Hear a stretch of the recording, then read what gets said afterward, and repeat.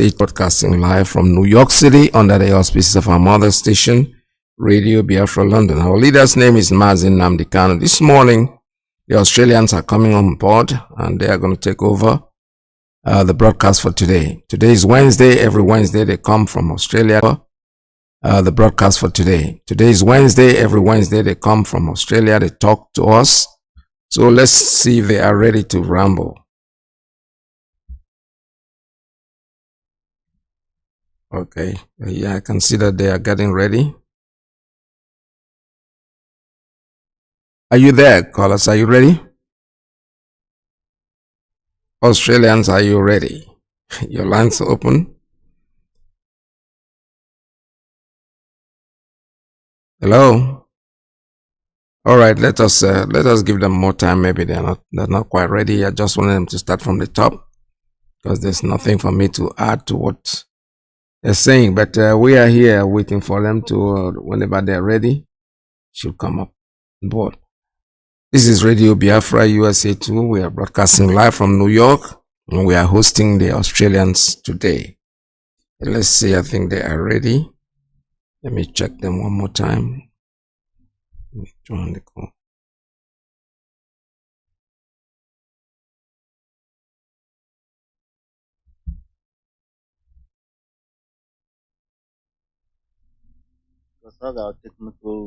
All right, are you ready now, guys?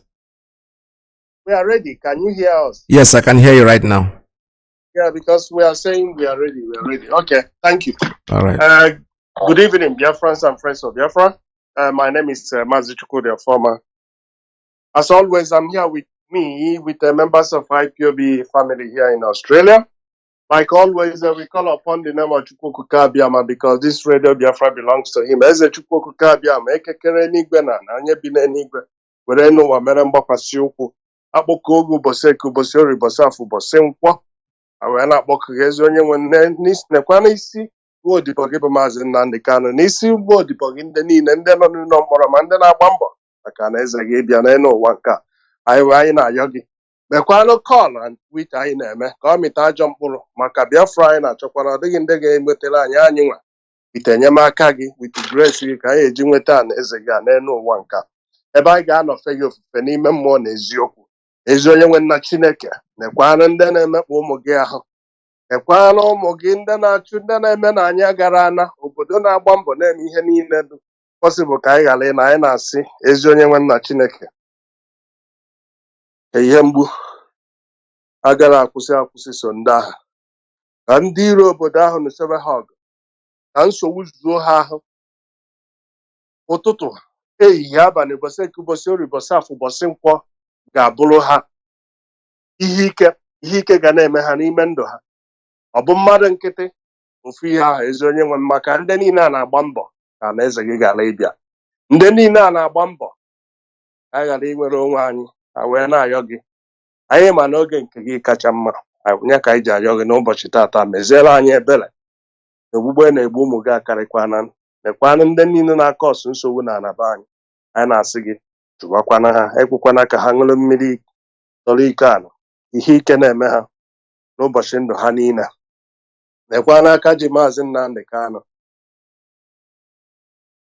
ọjisikwa n'aka niile ahụ, nekwana ezinụlọ ha esichakwana ha niile, nekwana ndị niile na-agbawusi ụmụ gị ọ dịghị ihe ha mere, nekwana ezinụlọ ndị ahụ esikwa otu gbapụkwa ezinụlọ ndị ahụ, ma ndị na-ele ụmụ gị esi otu a lekwa ha lee ezinụlọ nke ha, ndị ọla na-emeju ụmụ gị na-agba mbọ ka anyị wee nwere onwe anyị, ndị iro were aga na-atụ ha aka, ụmụnne wee na-ele ha na-atụ ha aka. Anyị na-asị ka aka niile ahụ gbajisichakwa, ihe ike mebe ya oge ruo n'oge ihe ike ya na-eme ndị na-ele ụmụ gị, maka anyị ya na-anụ ọgụ ka anyị nwere onwe anyị, ha na-anọ ka ha megide anyị. Ngụnwa bụ Chukwu Okabiama, ya agbachizikwana nkịtị, ọ bụ oge ha gbusichala ụmụ gị ka ezi ndị ga-anọ ọgụ a.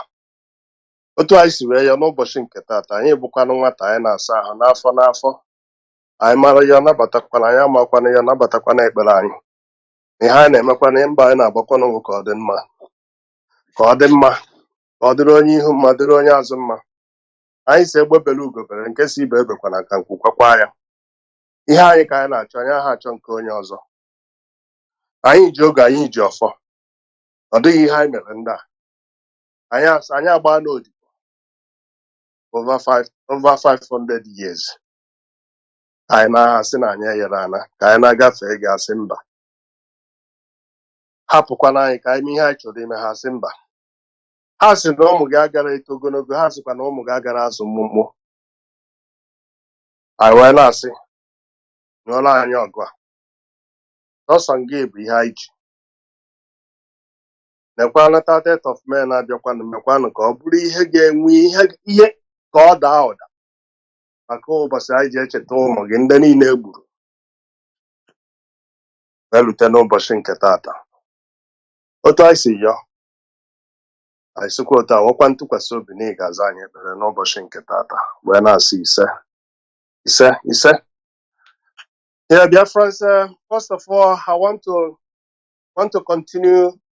Just want to talk about the tweet campaign. It's a task that we must keep on carrying out. Tweeting and the phone call, we must. It's a daily task. We say we are more than 50 million. Our target is to get more than 10 million, over 10 million to participate. Because this is a Biafran restoration.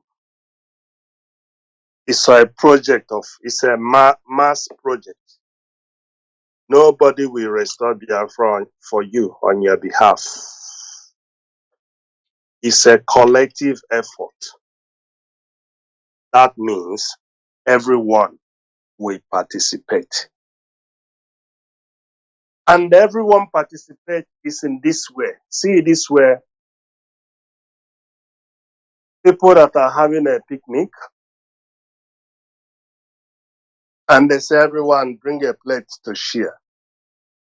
Bring a plate to share means you bring something, I bring something, we gather, we share among ourselves, we eat. That is exactly the Biafran Restoration Project, the way it is. It's effort that everybody has to chip in, play your own part, participate and do what is needful. And then we keep on moving forward until we restore this Biafra.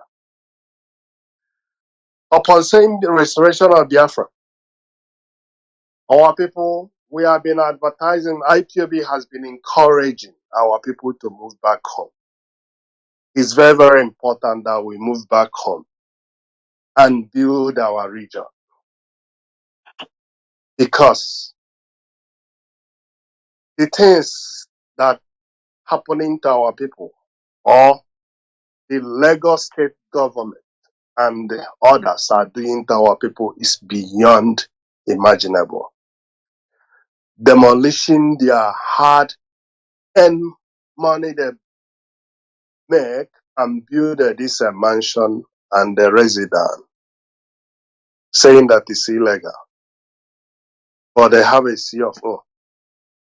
They went and registered it in local government and they bought the land and it's all approved. Then government come back and then knock it down. This is why we said it's a zoo. And I will use this as an example. Let's assume we are in Biafra now. We already have a Biafra. And that your house is in Lagos. And it's one of those that are demolishing now. The Biafran government, we ask whichever, whatever their name, that nation. If it was Ududuwa, if it is Nigeria, we ask them, this is the investment of my citizens. And it's been destroyed by your government. And they have to pay them compensation. This is the benefit. But as long as we still remain in that zoo called Nigeria, they will carry out all manners of evil with impunity. You will not get dime as a compensation. Register this in your score.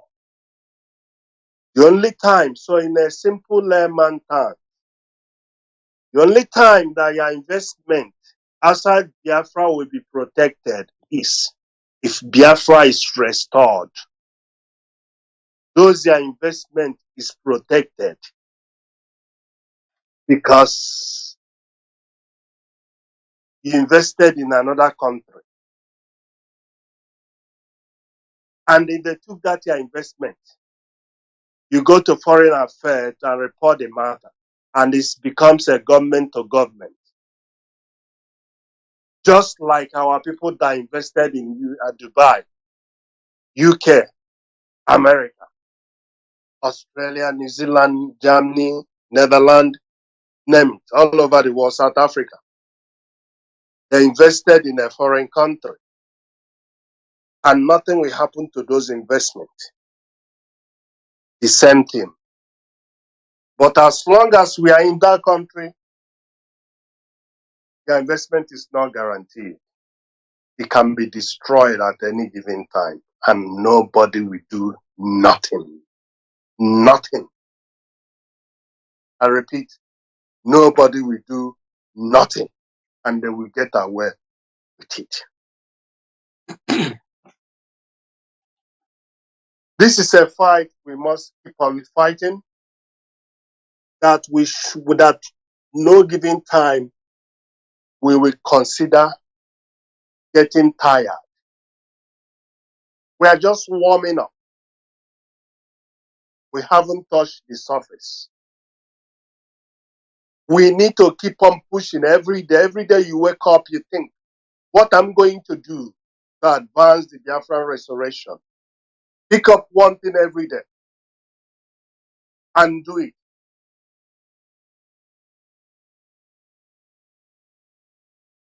Mazi Peter, there is a voice, there is audio coming out from your end.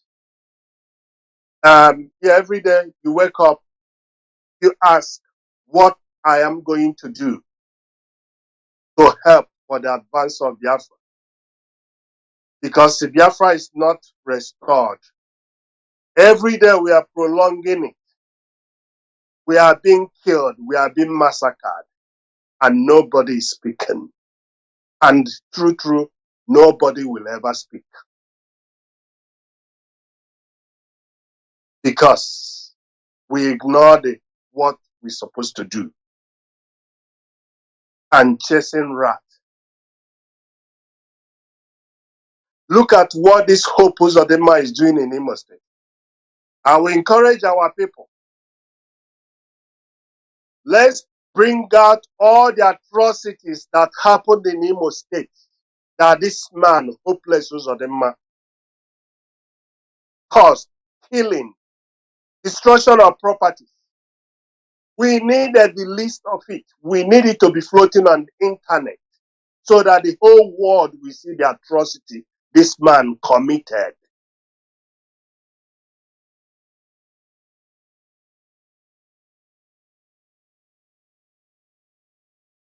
Time for everyone to speak is now. We cannot moot for evil to keep on happening in our land. I know most of the time, the people that are supposed to speak, they cannot speak because they are compromised. Because they have soiled their hand in one thing or the other.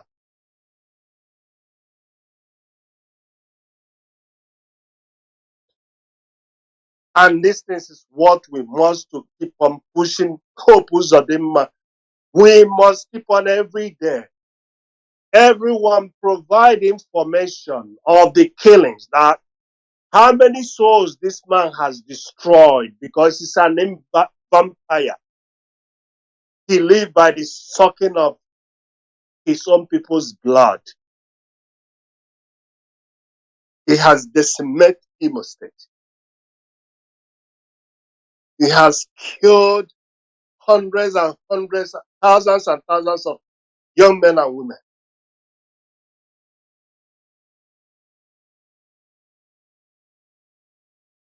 Before he came to power, Imo State was as peaceful as anything. Roger Korocha was governor of Imo State.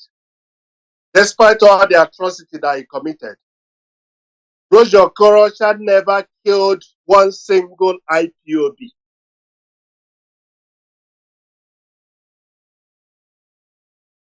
This man took over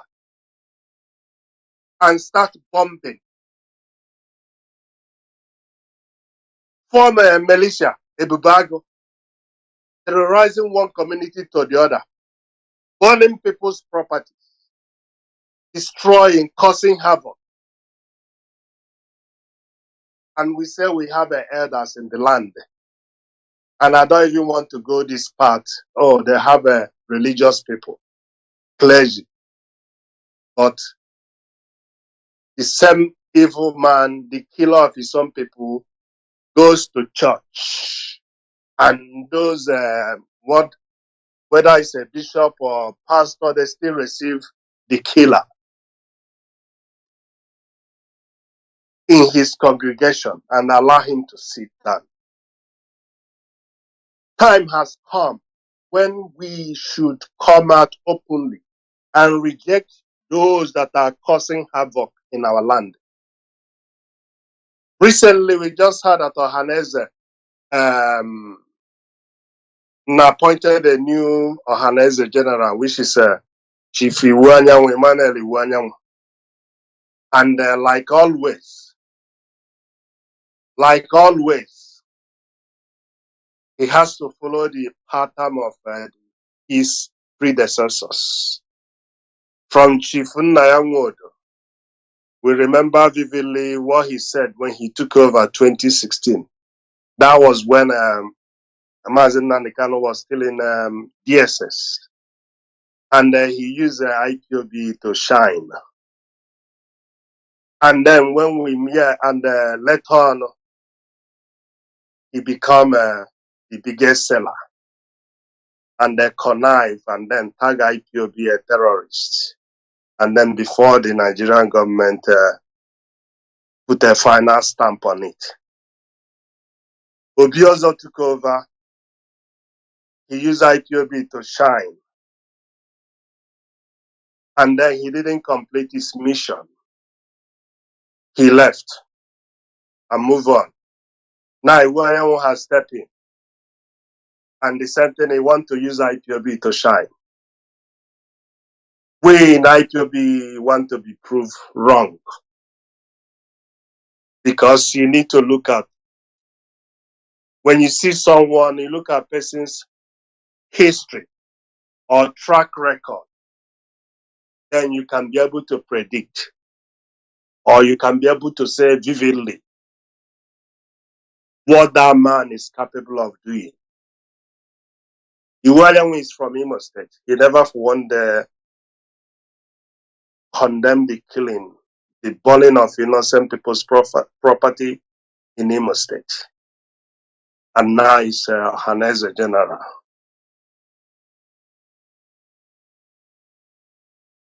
That's why Biafran, our destiny is in our own hand. It's not in anybody. You don't look up to anybody for your redemption. Our redemption is in our collective effort to get this Biafra restored. And we come out of this nonsense that is eating us, this monster, this bloodsucker called Nigeria that is killing us every day. Before the white men came, we were living in peace. Our land is as peaceful as it can be. We have no police station. We have no police force. We don't steal. Our people don't lie. Because those days, the cheer, they don't lie. There is something they cut in their tongue, they don't lie. Any day they lie, they die. And they came and told us that what we are following is evil. That there is something better. And that thing that is better is to destroy us completely. And today in our land, all manners of evil is happening. So, We restoring Biafra and return back the way we were before the white men came. It's the only thing that will preserve our race. If we do nothing and follow this path, all of us will be destroyed and nothing will be left of us. On this note, I will pass a microphone to my colleague. Mazi Iyke, if you are there, you can, back to you. Thank you. Thank you, Mazi Former. Thank you so much. I think I like the introduction you've made regards to Hanes and Igbo, the direction we're taking. I'll come back to this in a moment, but the time being, I would like to say good evening to all our audience, indigenous people of Biafra, scattered all around the world, wherever you're joining us from. I would like to acknowledge your presence and thank you for participating in this program at this time. I'd like to also thank Mazi Iyke, always giving us this opportunity every Wednesday night to gather here and share our views on the struggle that we coordinate.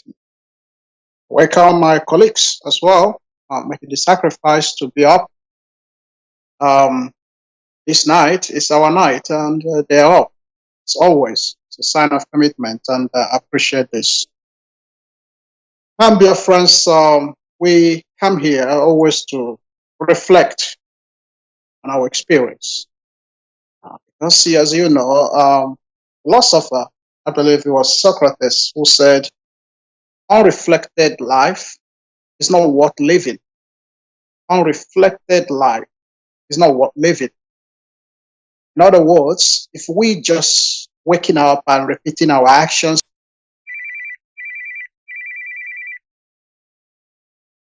stopping to reflect on the things that we do or the things that are happening around us, then we are not considered to be living.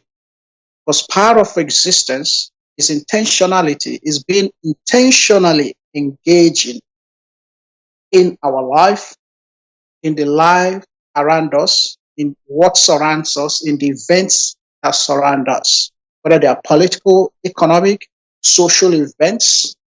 We have to be intentionally engaging in these. Otherwise, our life is not worth living. That's what basically this philosopher is saying. It is very important when we take this, when we bring this to our own context. Oftentimes, I personally think that we are not we, but some of us are yet to understand what is different from IPOB and its agenda and those in politics in Nigeria and their agenda. Self-determination that we're championing is considered a political opinion. So there is a huge political component to what we are fighting. Yes, but we are not a political party. That's what people fail to understand. And you see this manifest very clearly before and during the election times when people withdraw from their support of IPOB in their preference of self-determination and freedom over subjugation in Nigeria. They put the whole campaign, they suspend the whole campaign and start campaigning for who will lead them, who will be president, the next governor, and all that. As soon as they fail, as always, they run back to the campaign of, oh, it's Biafra now, we want to be free. That's not how these things work.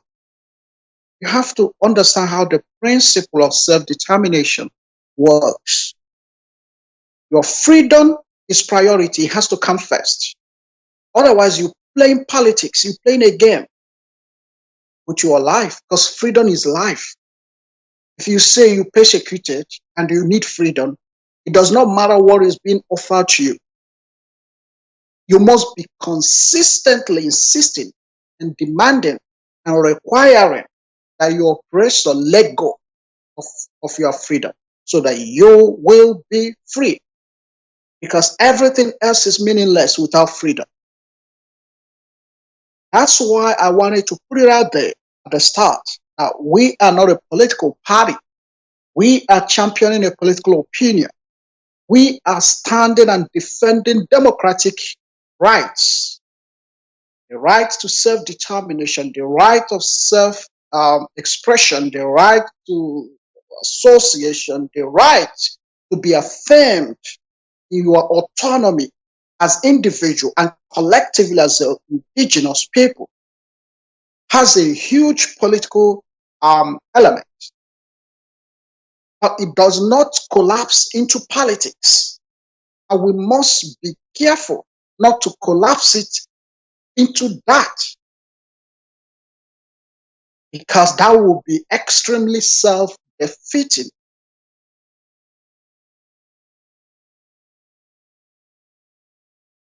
It's very important that we understand this, that we are championing self-determination. We are not playing politics. These two things are different. In politics, it's about expediency, which way favors us. That's why tomorrow they are PDP, the next day they are APC.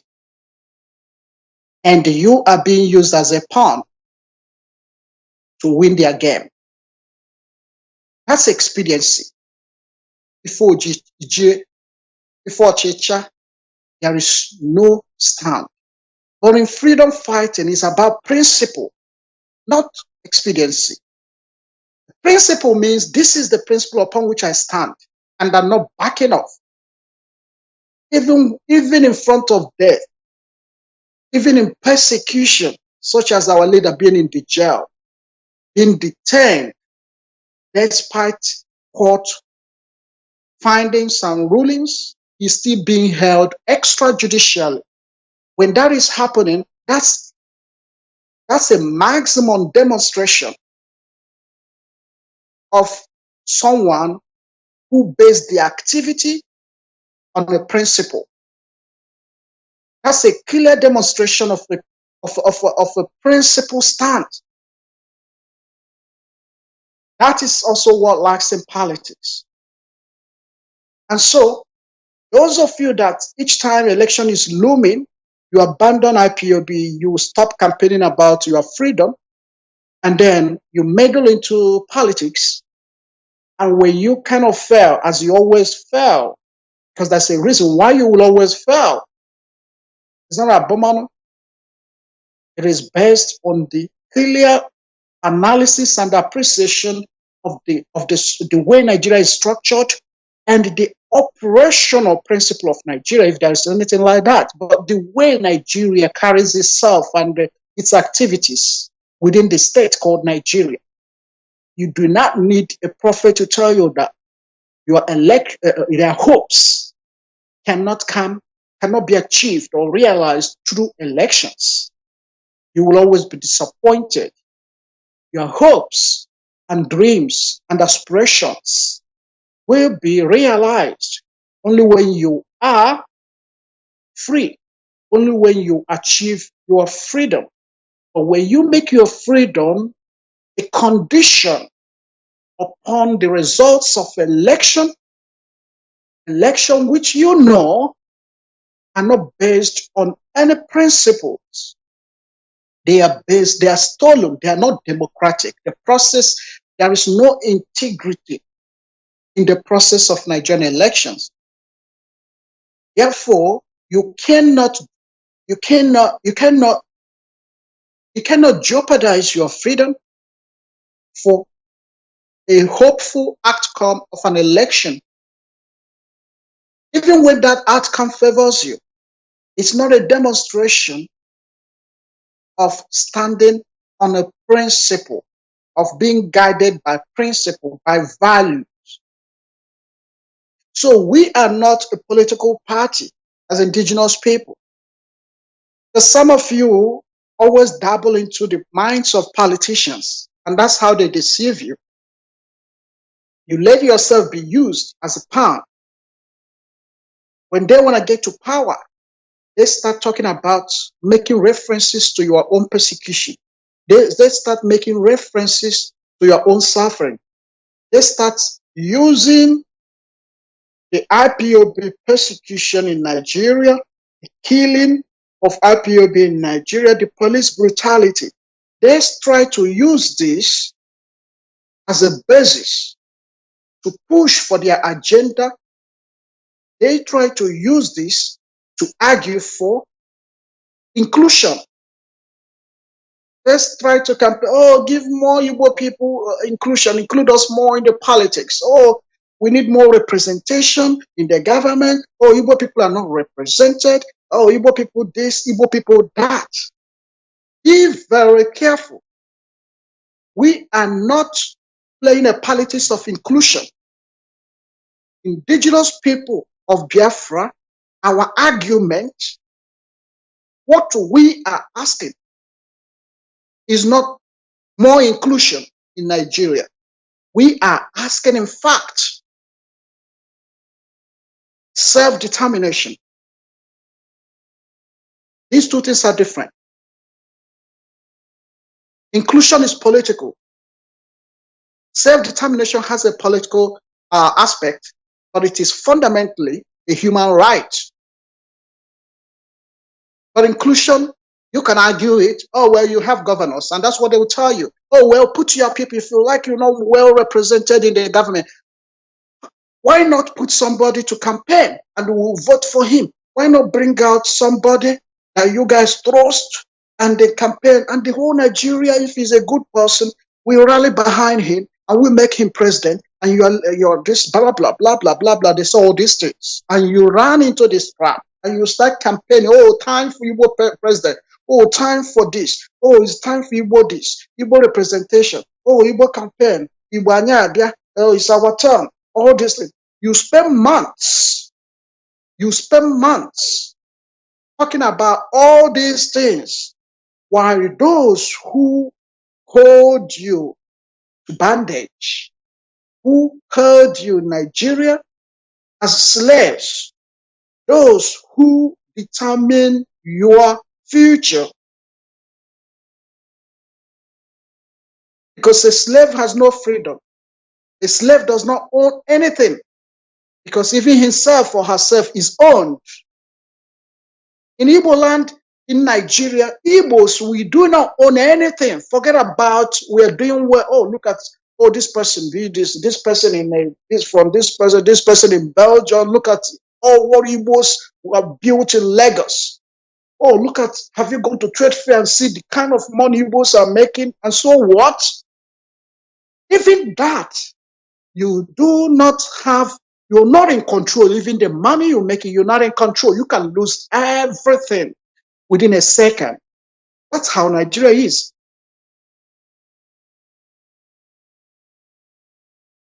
That's why our people say, because the moment you forget about, you neglect your freedom, the moment you fail to prioritize your self-determination, then you have endangered not just your wealth, but your life. Because freedom is life. And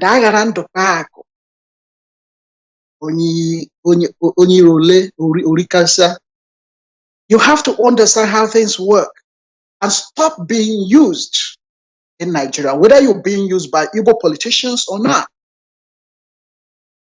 We are not playing politics. We are a movement that is championing self-determination of an indigenous people under international law.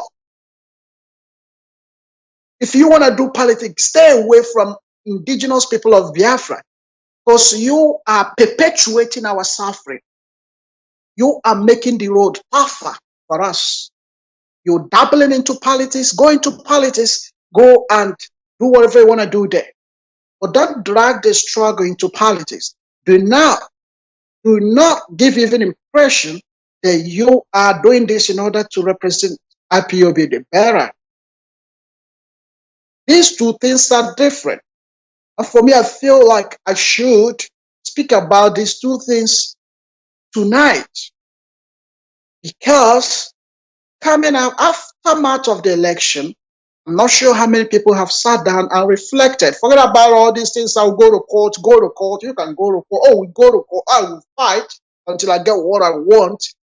Everybody knows that there's no road. You can't get that thing you want. Yeah, oh, but it's my mandate. They stole it from me. Yeah, but that's how Nigeria works. That's why we are doing what we're doing. Because even the court does not function. Where do you hope to find the justice? The court you are hoping to find justice from, they've got them by the essential things. They got control of the court.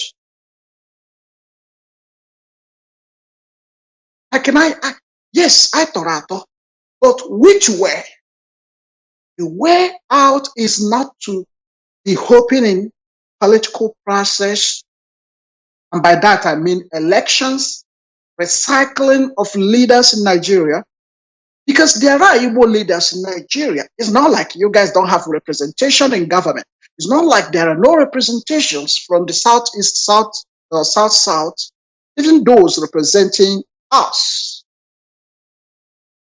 If I can say something like that, to what extent they've tried to protect us and protect our interest. There is no pathway to regional politics or protection of regional interest. At least that has never been demonstrated for so long. We do not have governors, representatives, parliamentary representatives, senators, house of whatever. That we can say this person, that person are consistently and openly, boldly championing the interest of the people of Igbo region or southeast or even south. When they go there, what do?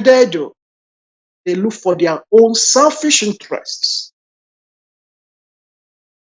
That's why when they're getting there, before they get into power, they try to show sympathy, but that's a fake sympathy. That is not genuine. They manipulate you. You believe, you can't, you sort of think that they are with you, that your plight is also their plight, that they're going to make that priority in their government. What happens when they get into power, whether they be governors in your states or whether they're representing your constituencies? What do? They play their own game. It is selfish. It's based on what can I get more. The politicians understand very well how Nigeria works. That if you can get in, you can get what you want. But the process of getting in is very tough.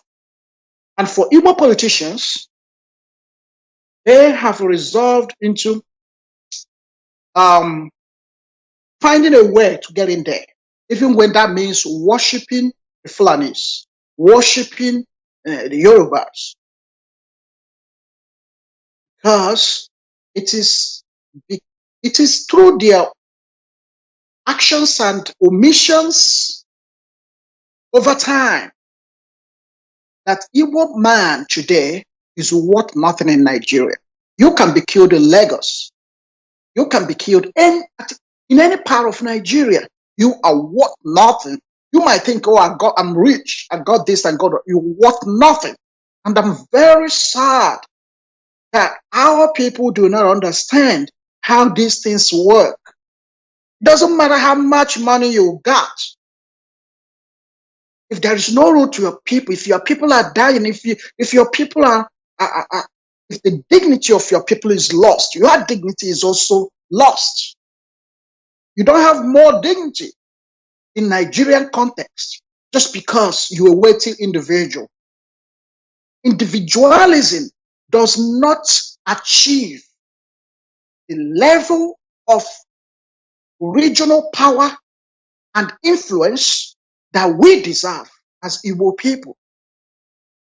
Individualistic goals and successes cannot replace the power of regional autonomy, of regional influence.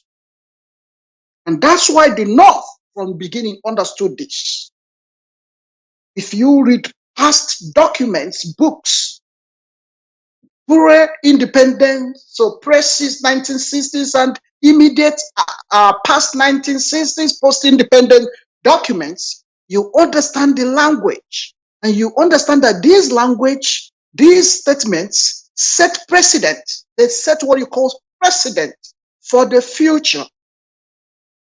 You read statement from Nnamdi Azikiwe.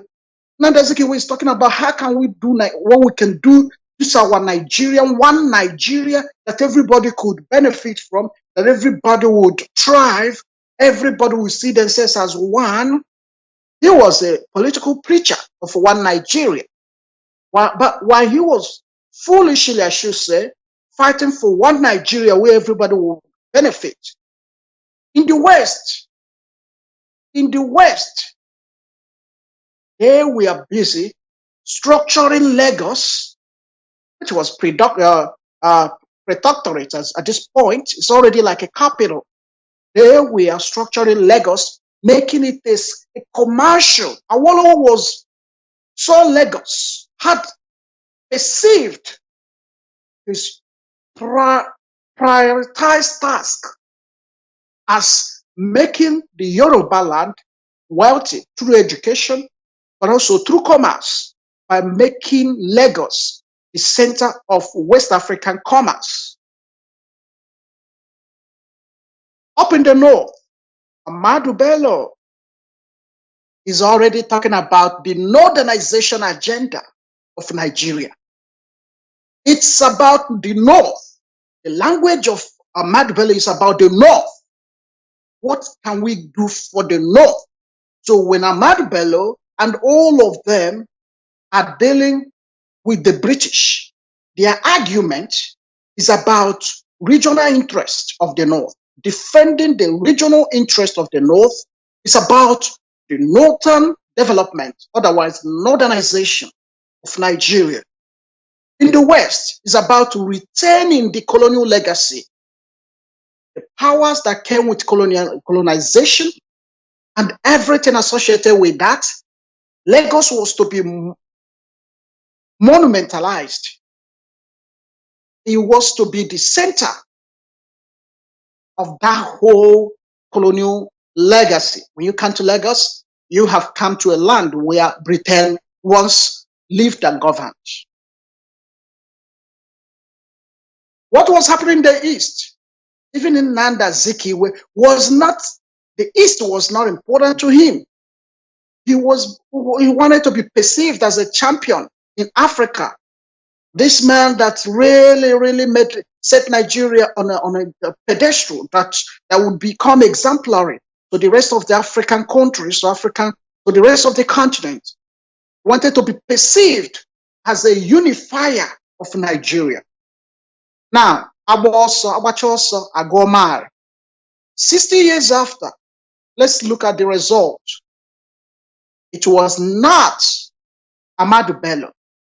It is not the northern Nigeria of Ahmadu Bello's dream. It is also not the western Nigeria of Awolowo's dream that are lagging behind in economic and political power and influence. It is the Igbo people, the eastern region of Nnamdi Azikiwe neglect, because it was never a dream for him for our region to develop. He was a universalist, but his counterparts were all regionalists. Look at how Nigeria is constituted today. The Igbos are relegated behind. We do not have economic power. We may have money, but collectively we are in a mess. We can't even come together and develop our land because you need to go through the process that would require approval of a Fulani man sitting or Yoruba man sitting in Asorok. You have no backing when it comes to federal government voting and elections. You are underrepresented because you are disadvantaged greatly. We are disproportionately disadvantaged. You cannot go to the Senate, go to anywhere. You cannot say, oh, let's put it to election. And that's why when they're saying, oh, we go to election, get your PVC, get this, I'm like, oh, do they really understand? Do they sit and understand how Nigeria is constituted? That a region such as Biafra is perpetually disadvantaged. This is systemic. It is a systematic and institutionalized agenda to impoverish and emasculate the people of Biafra, the eastern Nigeria. But before you blame a Fulani man sitting in that Sorok at the moment, look at the document that precedes or that set precedent for the future, the present that we are in. Our people are always being used as agents of unification to the detriment of our own regional advancement. Now is the time that we correct this and we stop being lured into politics, being used as pawn by our own people who have sold themselves out, who have jeopardized the struggle, who do not prioritize the interest of our people, but are championing their own selfish interests. Although presenting themselves as the Messiah we need, they are not. They are part of the problem. Then what is the situation? Because I said this, as Mazi said in the beginning, about the new leader of Ohanaeze. What use is Ohanaeze as a socio-political organization? What benefits can we objectively point out that this organization has rendered to our people, to our region? There's none. It's all about chaos. This organization and everybody associated with it in the past and now, they have, perhaps inadvertently, perhaps not intentionally, but some clearly intentionally, they have perpetuated the suffering that we are into today. Because for them, they do not operate on the basis of principles. They are not guided by principles. They are guided by expediency. So it means that who gives them money, they follow. Who is their friend, they vote for. They do not ask the question, what would benefit the East? Before this election, some people were rooting, or at least pretend that they were rooting, whether they're in social media, but oftentimes in social media. Some of them were in Yoruba land, Yorubas. Have you heard of them since the result was called? They come online and tell you they are rooting for Igbo man Obi. But what happened today? A Yoruba man has been declared the winner. Every other Yoruba person has gone silent because it's still a win for them. In fact, it's a greater win. It's important that a Yoruba person gets there. Forget about what they say to you on the social media. You should be more concerned about what they do not say. What they say when they are not with you. What they say privately. Forget about the discussions in the open. You should be more concerned about what is hidden. And that's where our people make mistake. Everybody go bizarre. Oh, everybody now is Peter, everybody, even man will be there. Oh, it's our Igbo turn. It's our turn now. In Lagos, everywhere. The altar. That's emotion. That's a sentimentalism that has never led us to anywhere productive other than the mess we are in. And it's time to correct all this. It is time to come together and fight for Biafra. And I wish somebody who is not a IPOB member is listening to me, because this is why you should get behind the project IPOB is championing. This project to liberate Biafra of self-determination, built fundamentally on democratic principles. It is the time to come together to fight for this. It does not matter how long it takes, but we must fight for it. We must. We must fight and fight for it. If we are doing it, let's do this. If we are not serious, let's all go home. Because in 50 years' time, our kids will be out in the street, still fighting the same cause. And that's why I said from the beginning, and I want to close. I want to finish with the statement I made in the beginning. IPOB is not a political party. Self-determination that we are championing has a strong political element. But constitutive political element is, but we are not a political party.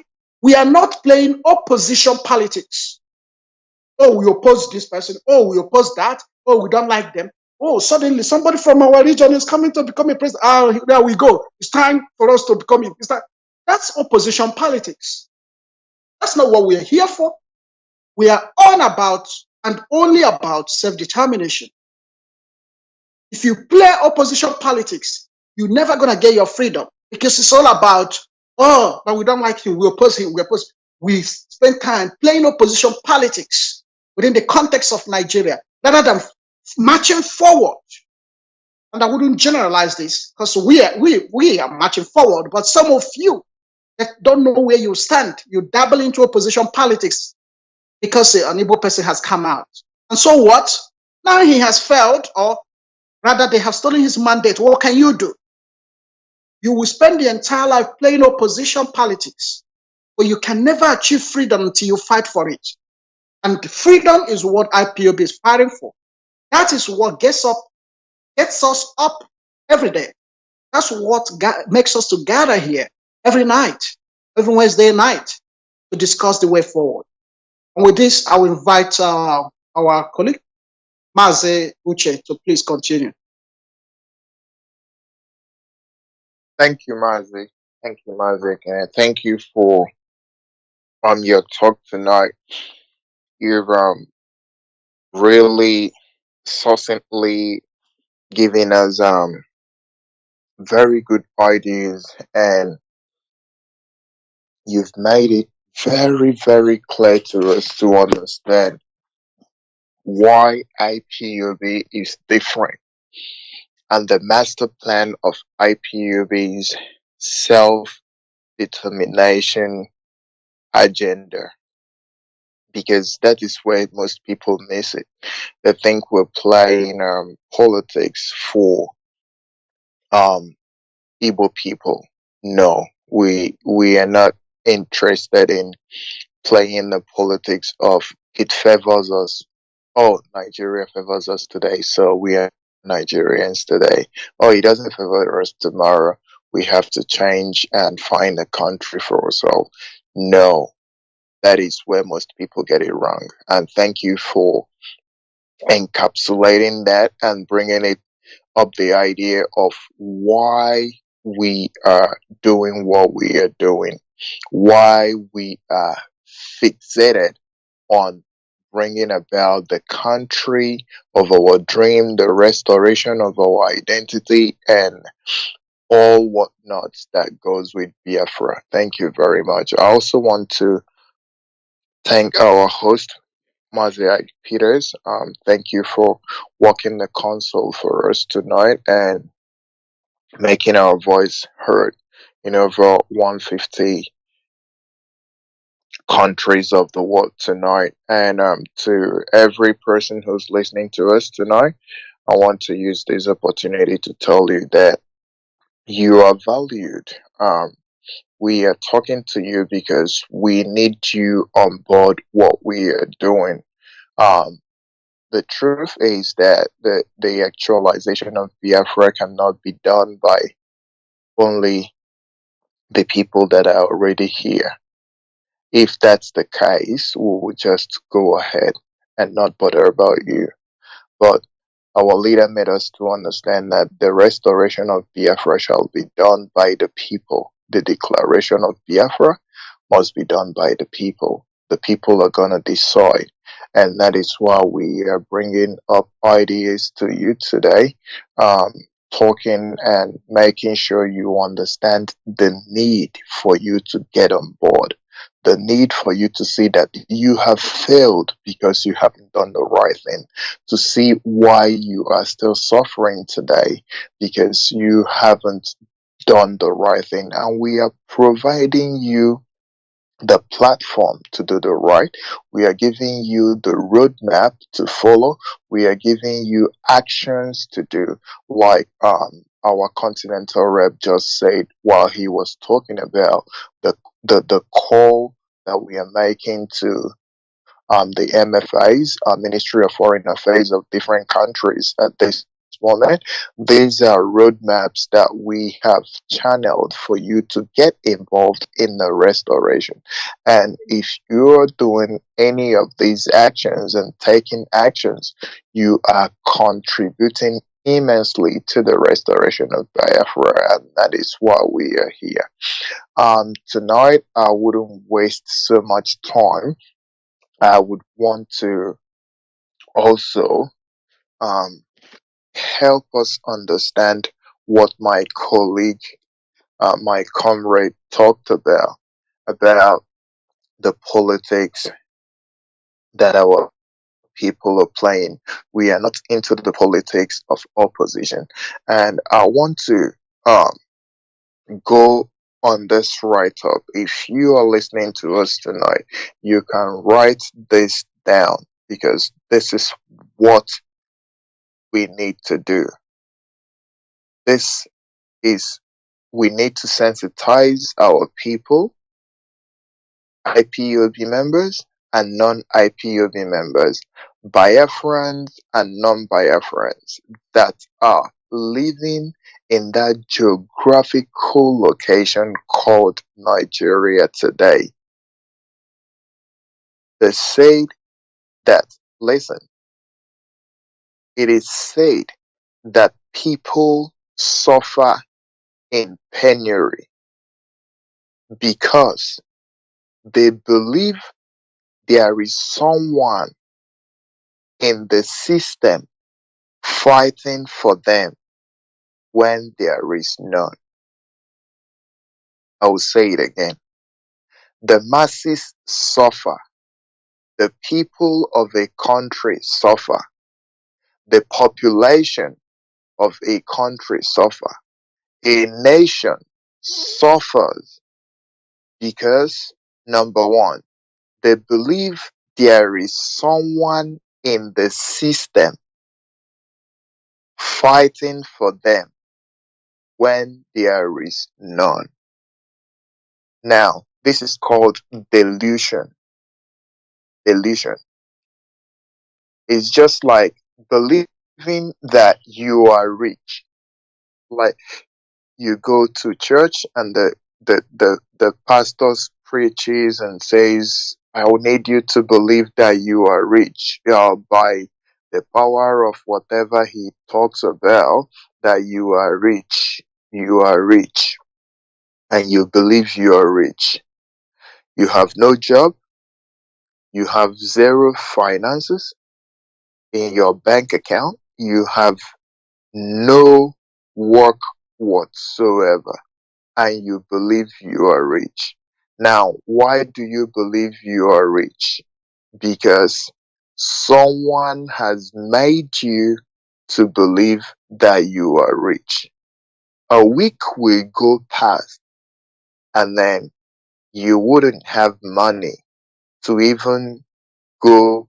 If you're like, let's say you have to transport to go to work, you won't even have money to go out to fend for food for the day. Why? Because you have believed wrongly. You have believed wrongly. Now, people suffer because they believe that there is someone in the system, who is fighting for them when there is none? I will bring the example of the last election because my comrade talked about it. Now people are saying, oh, we'll go to the law courts. Why do they believe in the law courts? Why do they believe in litigation matters and all of it that Peter B is telling them today? Because they've erroneously believed that there is a law court that is going to do right. But that is not the case.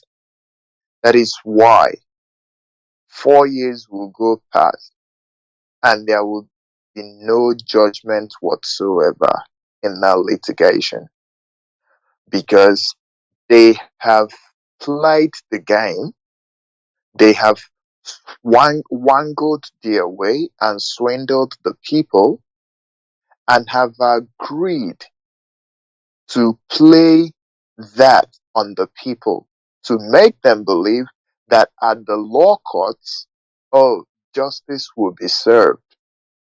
But to no avail, there is no justice. There is no one in the system fighting for the people. Now, I want to relate this back to us. We Biafrans are suffering today. The youths, let me start from the youths. The youths of Nigeria today are suffering because they've been made to believe that, oh, once you graduate from school, you will get a job. Now, how many people graduate from the university? They've halved the population. A job for a citizen of any country should not be based on you graduating from university. There are vocational jobs, there are skill, there are apprentices, there are basic trainings that people do and they get jobs. So it shouldn't be graduating from the university. Now, they've halved the population. Now, the second after that would be, oh, get good grades and you will get a job. They've further taken out 80% of the population of the graduates. And now, from those ones that made the good grade, the next deception will be, do you have anybody to speak for you to get this job? And then you see that you only have 2% of people getting jobs. And this is how they swindle the population. Now the people believe, oh, some of them believe, oh, I'm not getting job because I didn't go to university. The second batch believes, I'm not getting a job because I didn't make a good grade. Another percentage of them believe, I'm not getting a job because I don't have nobody to help me get this job. And then everybody is okay with what has become of them. Why is that happening? Because they believe the idea that someone is working for them in the system, that someone is going to set things right. But there is no person in that system trying to make it right. Rather, you have people who are constantly tweaking the system to further impoverish and remove power from the people. That is why you can rock up to a bank today and they will tell you, oh, you don't have name, you cannot do this. Oh, I need to do this. Oh, have you done your name? No, you can't do it because you don't have name. Because they are constantly finding ways to take your power away from you. And you believe, oh, the senators are going to debate about it. How, when in the last 5 years, have you heard the senators discussing anything that pertains to the man on the street? Never. But you readily hear them talking about increasing the house allowance, the furniture allowance, or increasing the retinue of entourage they have, and all of that. There is no one for you. There is basically no one in the system that is standing up for you. Now I relate this to our Biafran struggle. The reason why most people are still lackadaisical about this is because they have not realized that if we do not take this opportunity that has been provided to us by Mazi Kanu, by IPOB, if we do not grab it by both hands, if we do not run with this baton that's been given to us, the baton has been given to us, we need to run as fast as we can with this in order to make and create a lasting change. If we do not do that, then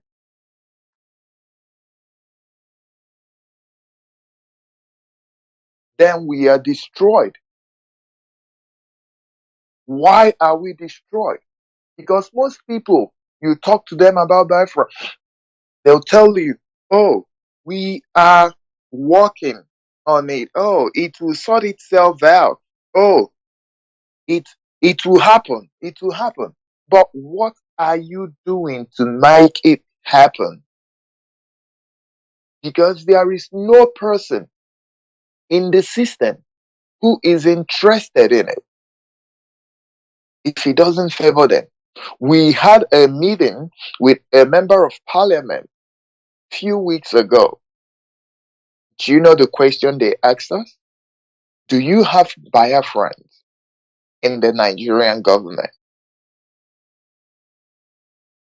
That's a challenging question. What are they saying about the liberation of your people? Their family, the extended families are getting the nod. You can't tell me that we don't have people that are in the parliament from Imo State. They see people getting killed every day, abduction happening. They know the menace happening in their state. Most of them cannot even go back home. But do they say anything? And the people believe, oh, these people are there for us. Oh, it's their constituency. They're gonna say something about the killings in the detention, the illegal detention, the torture, and the arrest, abductions of people in this neighborhood. They're going to say something about it, and then at the end of the day, they do not bite an eyelid. They say nothing about it. And this is what we are talking about. Because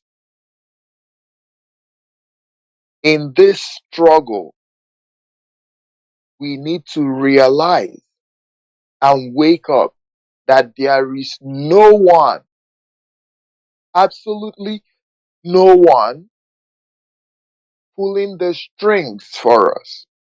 We have to do it ourselves. There is no one trying to correct the anomaly. There is no one trying to get people to right the wrongs that's been done to us Biafran. We have to do it ourselves. We have to do it ourselves because there is no person in government, in high offices. We have people that are well known. We have writers. I don't want to name names. We have people that are placed, high placed in international organizations that could say one word, one tweet about the killing of Biafrans, about the extrajudicial killings happening in their motherland, that will put the world on notice. But what do? They will rather tweet about an American. They will rather tweet about a UK. They will rather tweet about whatever that makes no meaning to the corporate existence of their people than say something. So why I'm saying this today is I watched a video yesterday of the Igbo people that were pushed out of the rescue whatever, I don't know if it's a plane or bus that was taken to Sudan to rescue Nigerians there, and they were pushed out of it for being Igbos.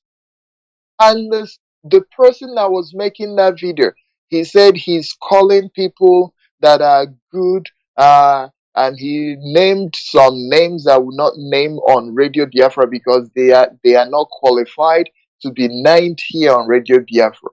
And I said, this is the bane of our people. They continue to be stupid. Even when they are in pain, they still act in stupidity. And you are naming the people that are your problem to come and help you. You are calling them and praising them to come and help you. The people that have put you in that suffering, you are suffering today.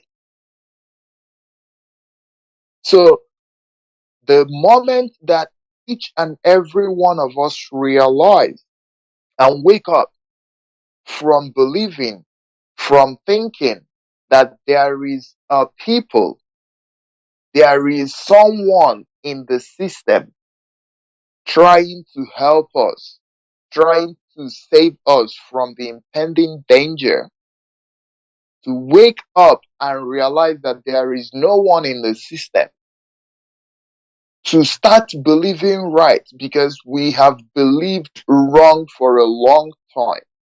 That is why people still believe in PVC. That is why people still believe that the returning officer will call out the right numbers. That is why people still believe that whoever is voting, that the election wouldn't be rigged, that is not pre-planned.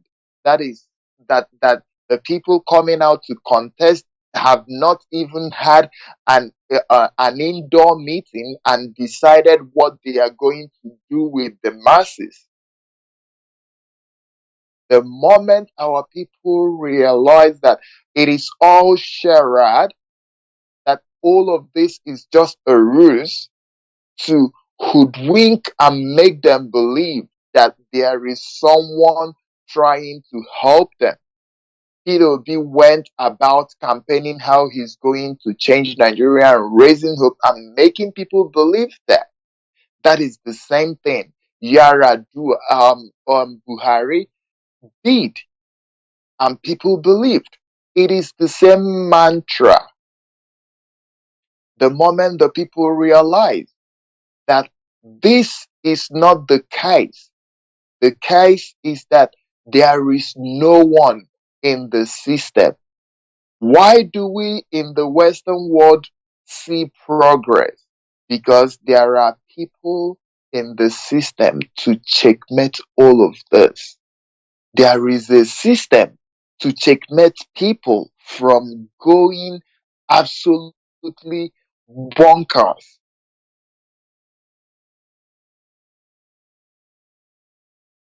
Believe and know that there is no one in the system to help you. And with this, I want to bring to the notice and to the knowledge of our people today why we say there is no one in the system. Today, a few days ago, it was quoted the nations of Africa and who is controlling the mineral resources in that country, in in those countries in Africa. I wouldn't go into any of the other countries. I would just go to the country that we call Nigeria today. And in Nigeria, all of the mineral resources, I'm talking about the oil and the gas, the natural resources. Now, Nigeria is said to be a country, but you have external bodies coming to take the wealth of the country. It's just like you live in a house and someone is taking all of the property in your house every day. You keep buying new property, someone keeps collecting it. Or you have a farm, he waits for you to plant, and then during harvest, he comes around and harvests the crop and goes away to his own family to feed his family. I will tell you the companies that control the wealth, all of the wealth, the natural resources in Nigeria. Number one, Land, oil, and gas. Eland Oil and Gas is a Nigerian focused upstream oil and natural gas exploration and production company listed on the IAM in London. Now, the headquarters is in Aberdeen, Scotland.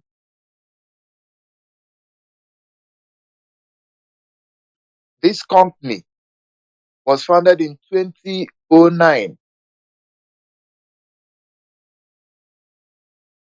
and they are just interested in exploration and production of oil. 2009. When did we discover oil in Nigeria? For how many years?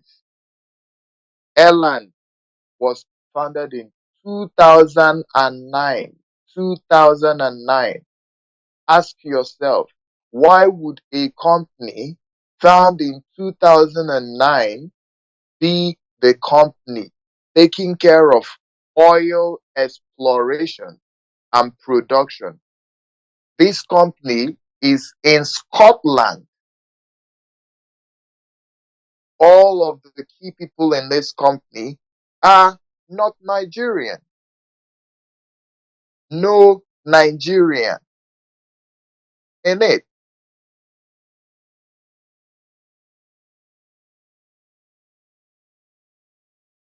Not that's number one.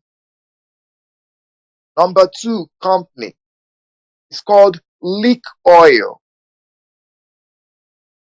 Leak Oil.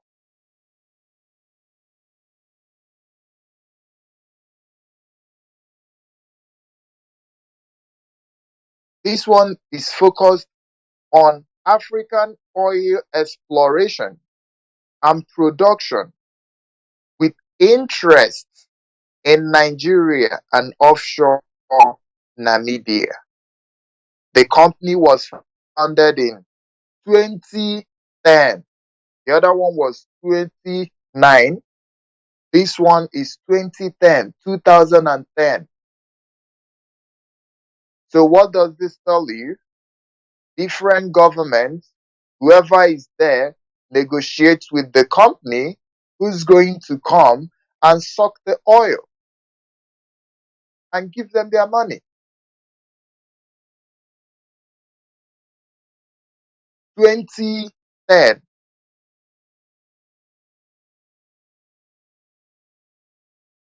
Who is the founder? Olalekan Akinyami. Olalekan Akinyami. He's the owner of Leak Oil.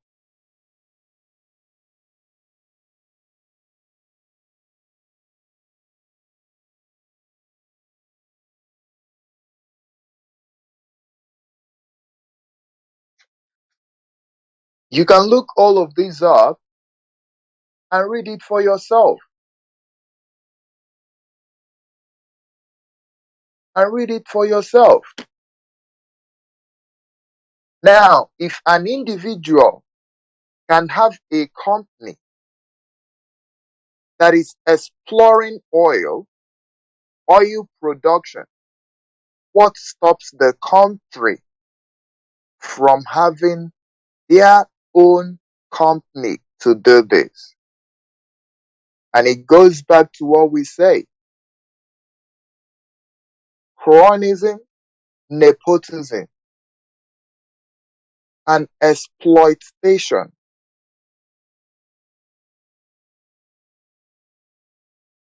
Number 3, Shell PLC.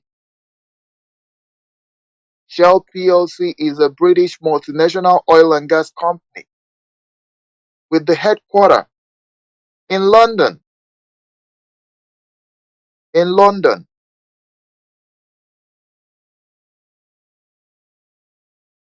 Now, this one we know for years. It's been the people taking this oil and doing what they want with it. Shell.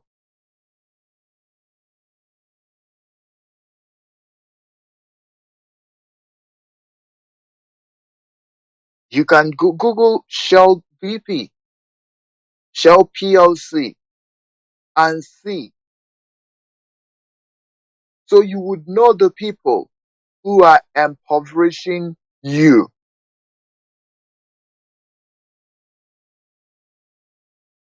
The last one is Seplat Petroleum Development Company. Seplat Petroleum Development Company.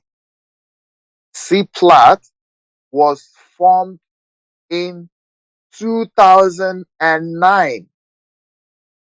2009. And they are just to pursue upstream oil and gas opportunities in Nigeria. In Nigeria. So you can see the names of the people who are doing this, taking the wealth of millions of people, impoverishing all of them. And why is this possible?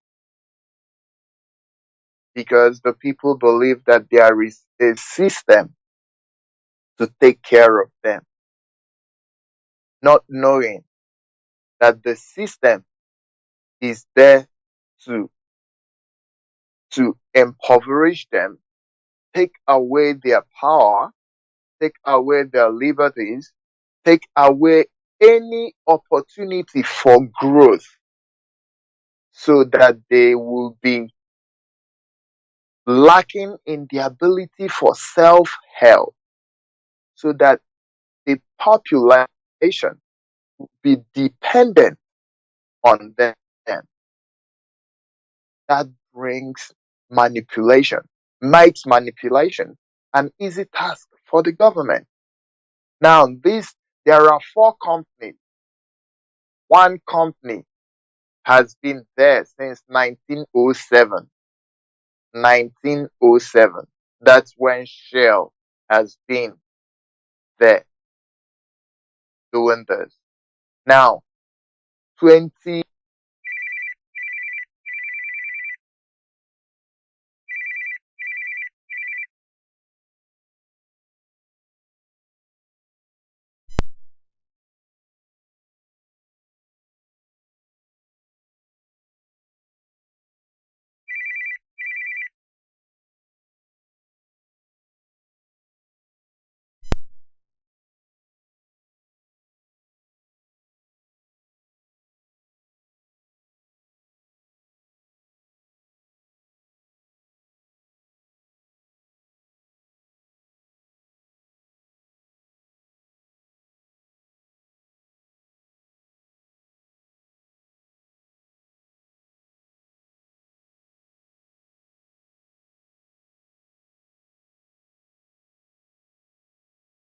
Cut away the world, and the people they control, they give them a little. Keep the secret going on for years. Now another government is entering. Maybe there will be some negotiations happening. Maybe another person will be forming their own business, their own oil company to take over from us. And then, if we don't realize our Biafra in the next 5-10 years, people will be reading, oh, the person handling oil in Nigeria now was established in 2016, because that's when they had the money to topple the ones. So it is buying and selling, and you call yourself a member of that nation, of that business, without being a shareholder in the business. You might not understand that. Let me explain it further for you. If you are a Nigerian today, it doesn't give you any right to any loan in any bank, in any financial company. If you are a Nigerian, it doesn't give you an access to any hospital for treatment without paying first. If you are a Nigerian, it doesn't give you any access to any help, be it financial or medical or psychological or educational help. You cannot go into any school in Nigeria and say, oh, yeah, I'm a Nigerian. I won't have to pay school fees because I'm a Nigerian. It does not happen, because you are not a part of the business. You are not a shareholder in that business. Let me give you the example of what it means to be a shareholder in the nation by the presenting of a passport of any advanced Western society. You have the right to medical, you have the right to free education, you have the right to loans and finances, you have the right to help. And this is what makes you know that you are a stakeholder. So you are just a make believe calling yourself a Nigerian. You are not even a Nigerian. We know who the real Nigerians are. You can see that when they go on pilgrimage. You can see that when they go to visa offices. You can see that when they go to the consul for any consular services, we know who Nigerians are. So if you still, after this lecture tonight, and you believe that you want to keep deceiving yourself that you are a Nigerian, Nigeria will happen to you, and then you will realize that, oh, I'm not a part of this country. I believe wrongly. It's just like you are not an American. You have friends or even cousins or even brothers that are Americans, and you are going on a tour with your brothers, and all of you got kidnapped by pirates. There is no amount of you claiming American that will make America to come and rescue you. They will only come for your blood brother and leave you there because you are not an American. You can claim it forever and ever, but you are not an American. The same way it applies to you. You are not a Nigerian. If you are a Biafran. So do not expect help. Do not expect services to you because you cannot be. You are just claiming, and they laugh and recognize your ignorance, and they love it when you are ignorant, claiming to be Nigerian.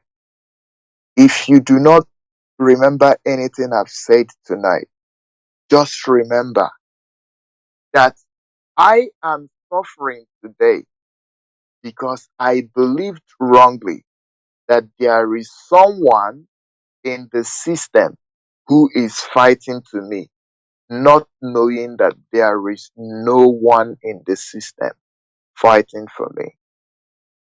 And the moment you realize, you come to the realization of this fact, it will help you to wake up, to buckle up, to rejig the system and make the system work for you.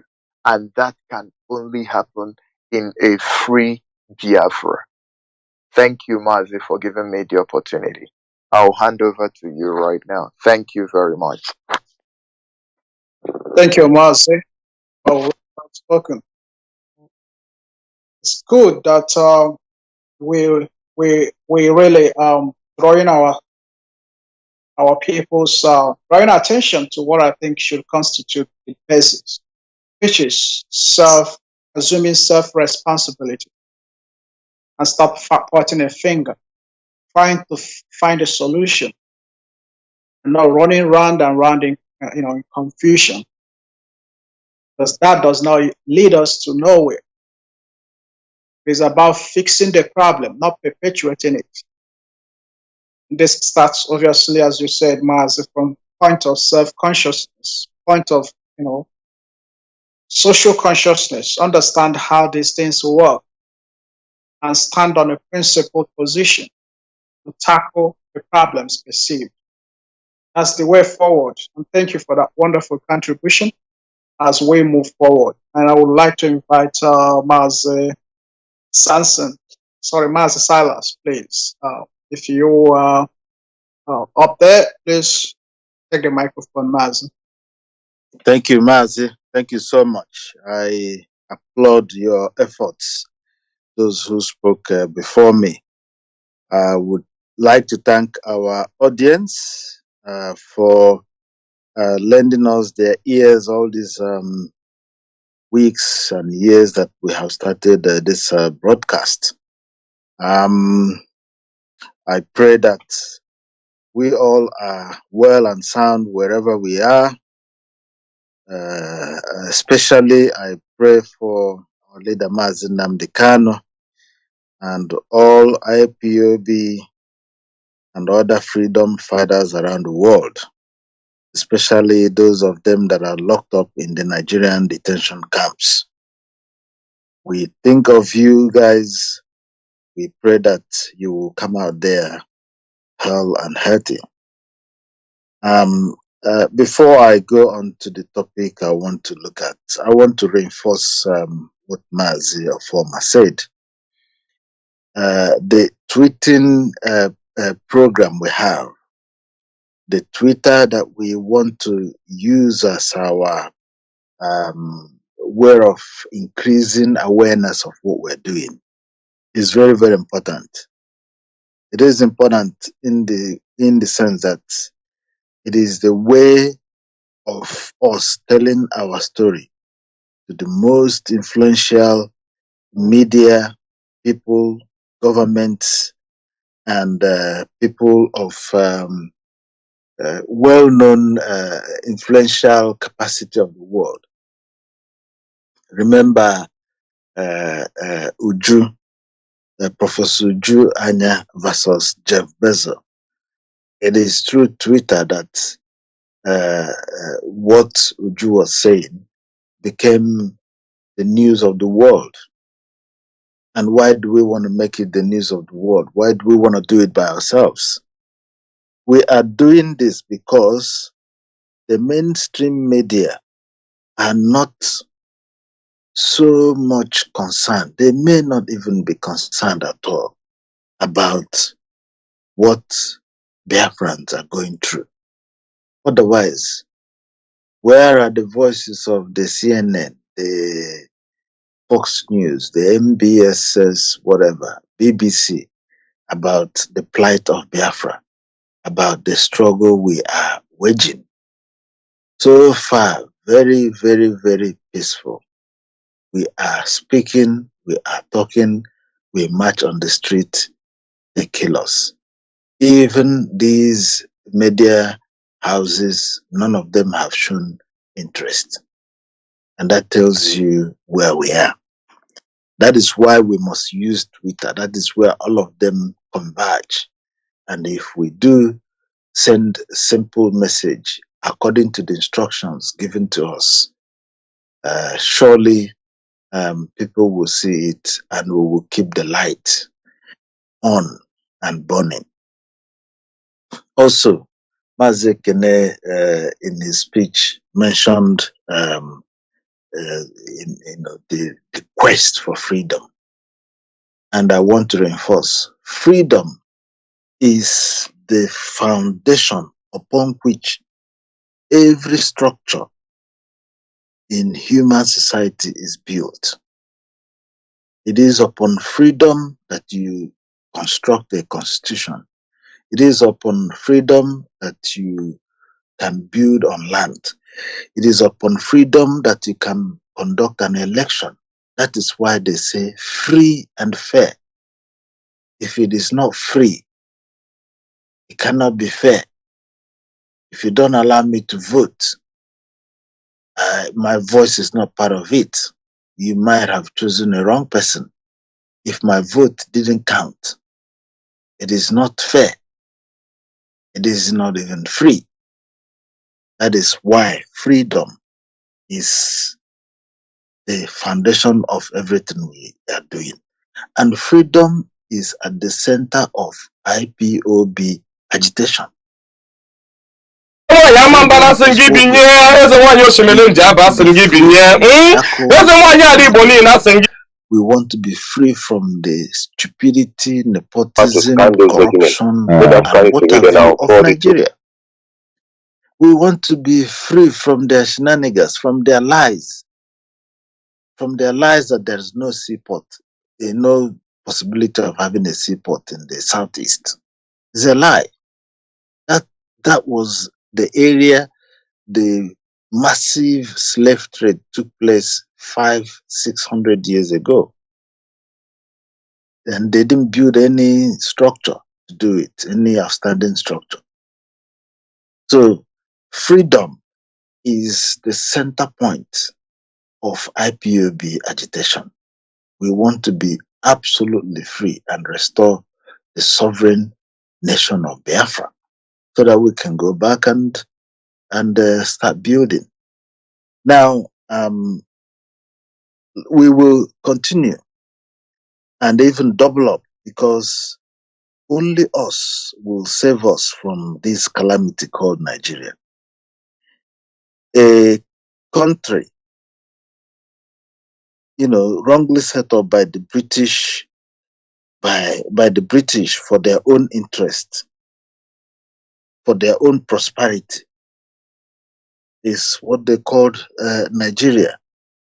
And they want all of us to follow and believe in calling Nigeria a country. Of course, it is not.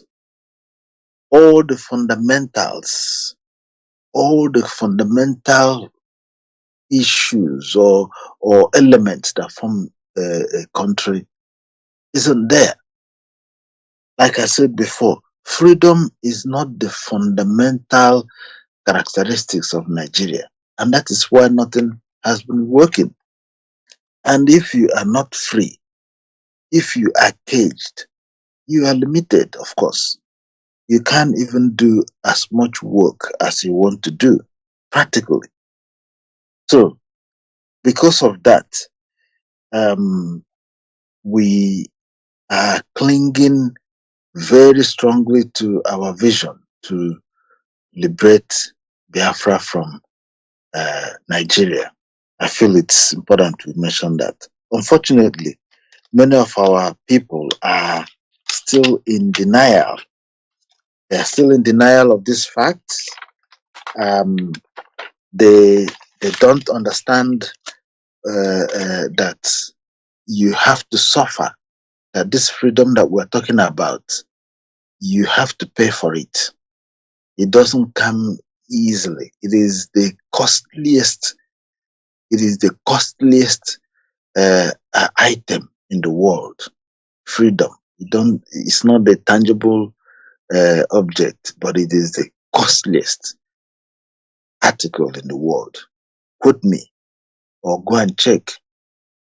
If you ask Ukraine, they will tell you they are fighting for their freedom under the pretext of whatever they are fighting. But you can see how much it's costing. It will not come easy.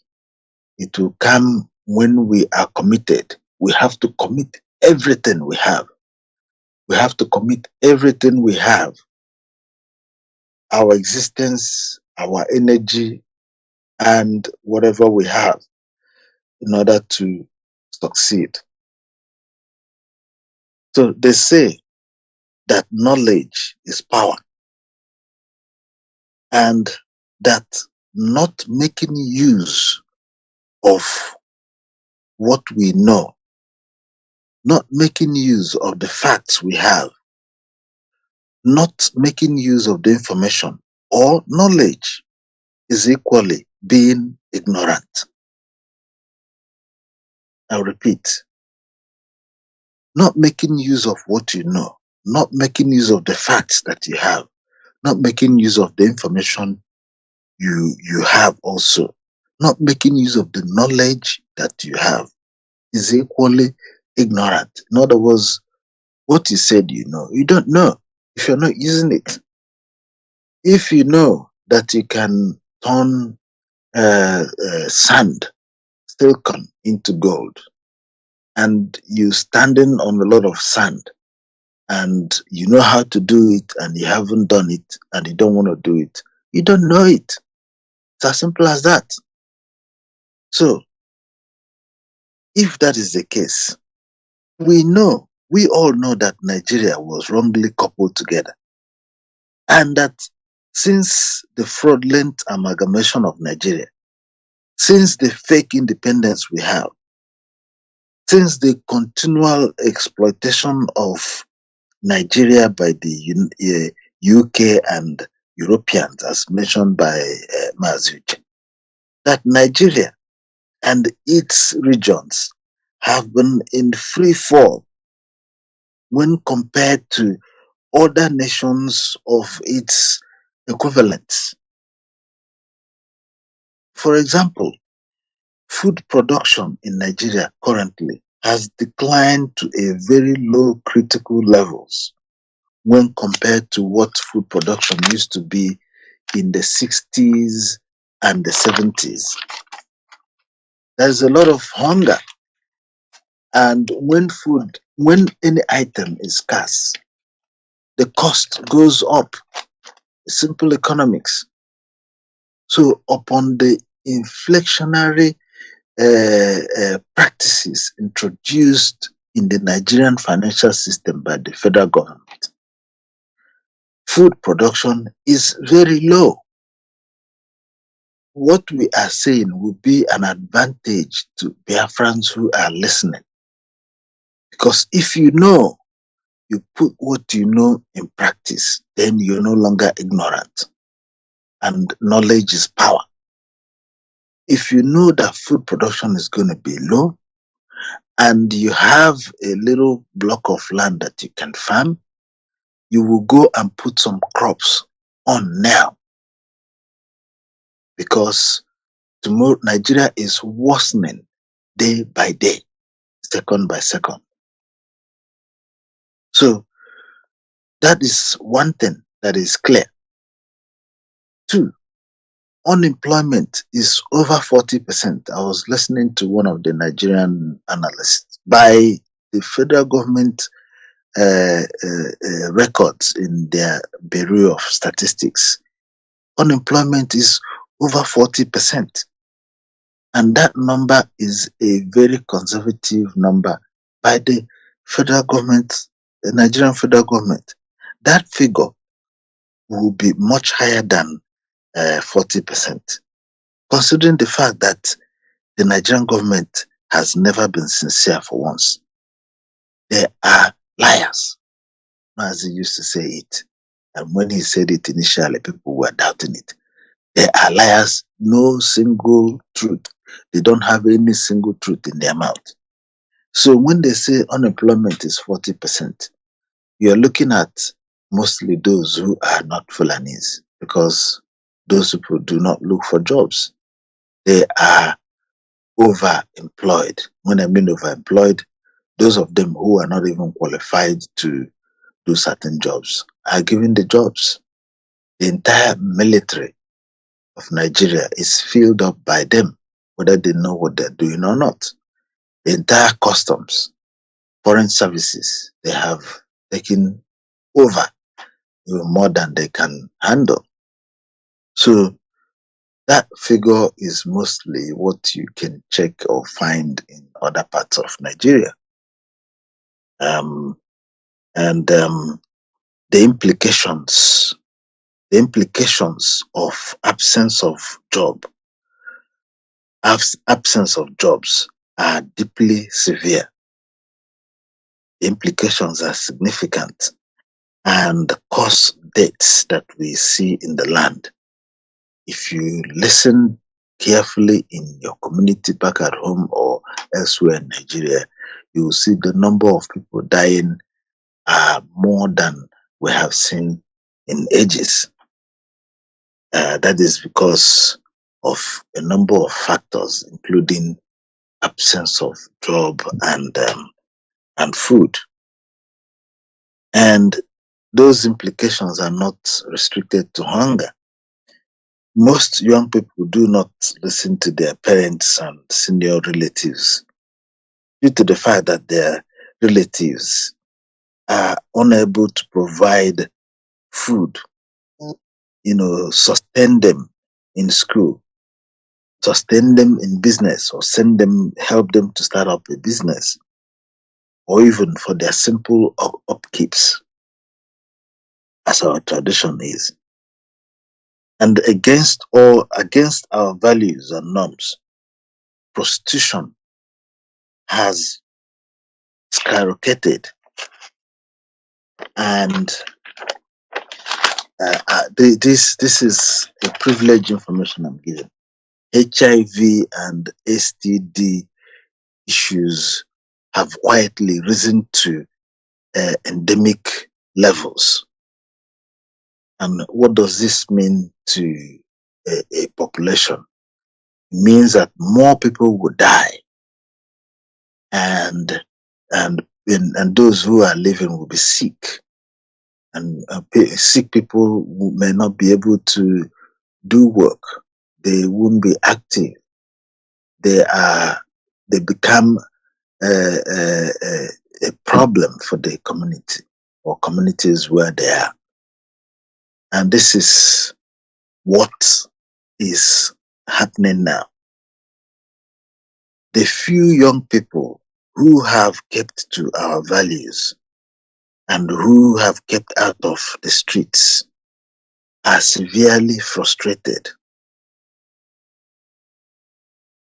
They are malnourished, depressed, and are thoroughly sick of Nigeria. The reason for the poor management of Nigeria as a country was because of the foundational characteristics of Nigeria. As I mentioned before, the freedom is not there.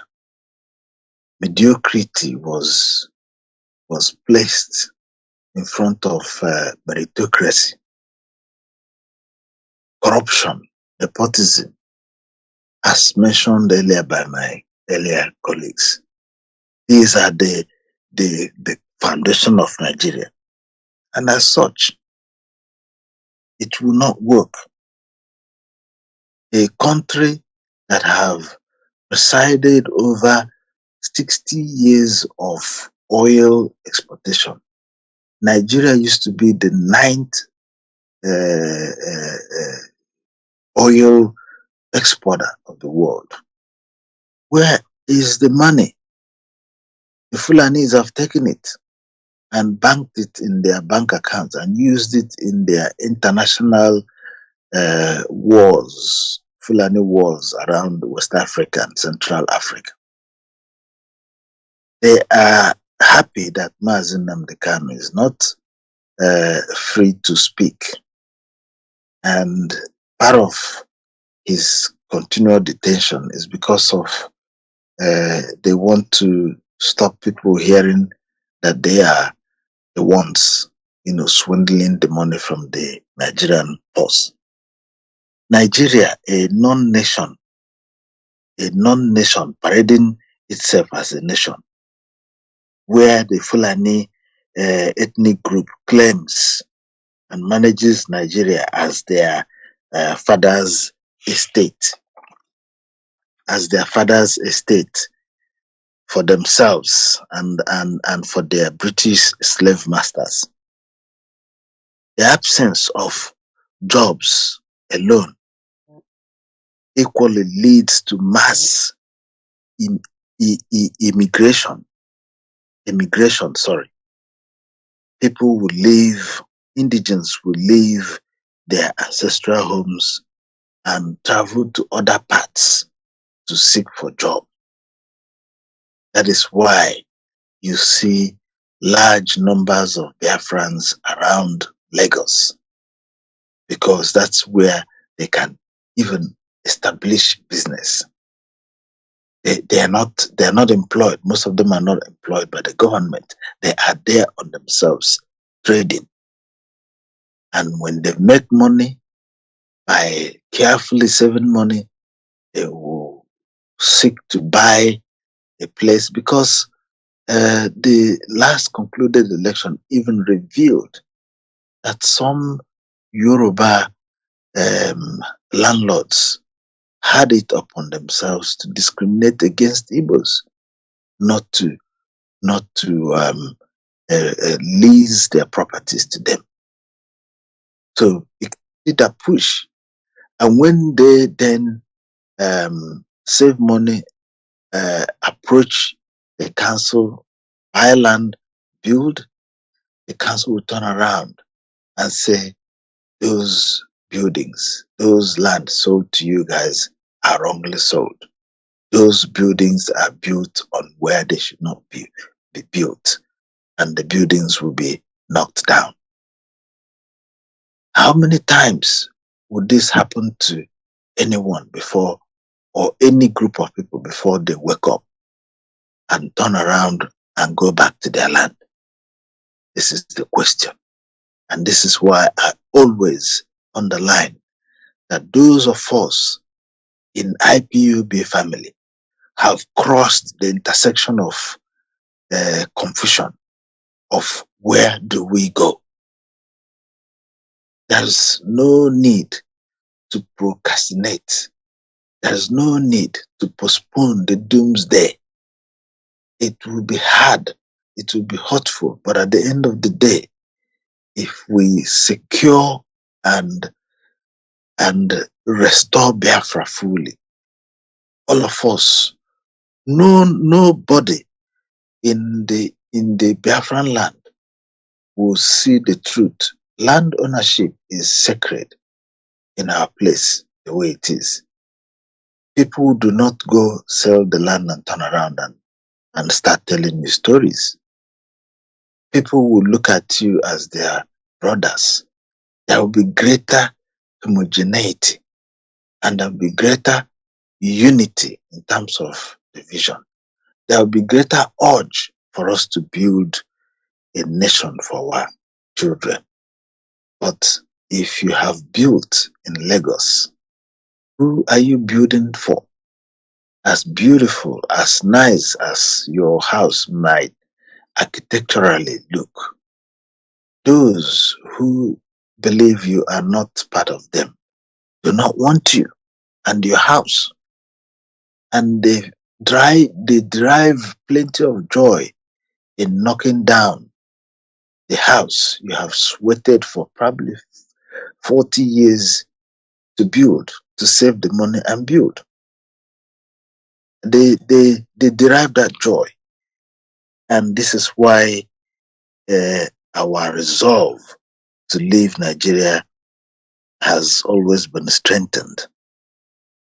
So when you consider the absence of jobs in the context of their insecurity, mostly orchestrated by some elements in the federal government of Nigeria through Boko Haram, Ibubag, headsmen, unknown gunmen, rogue security services. When I mean rogue security services, I mean the police, the army, the DSS, the SSS, whatever they call themselves. They are rogue security services that extraordinarily, extrajudicially kill people in broad daylight, or the worst case, on the other hand, they, with the security services that do not value the lives of its citizens, do not respond to emergencies. Sometimes they do, but very untimely when the incident, when their response will not make any difference to the incident. So with security services or outfits that only escort politicians, rich men and women, and their families and their friends, what hope has a common man? Are these issues that I have highlighted hard to be seen by people? They're not hard to be seen, not at all. For over 62 years, Nigeria is still singing the same kindergarten song, bitterly divided, and only finds unity when it comes to marginalizing, mistreating, and killing Biafrans. That's the only time Nigerians find unity. Other Nigerians, anyway.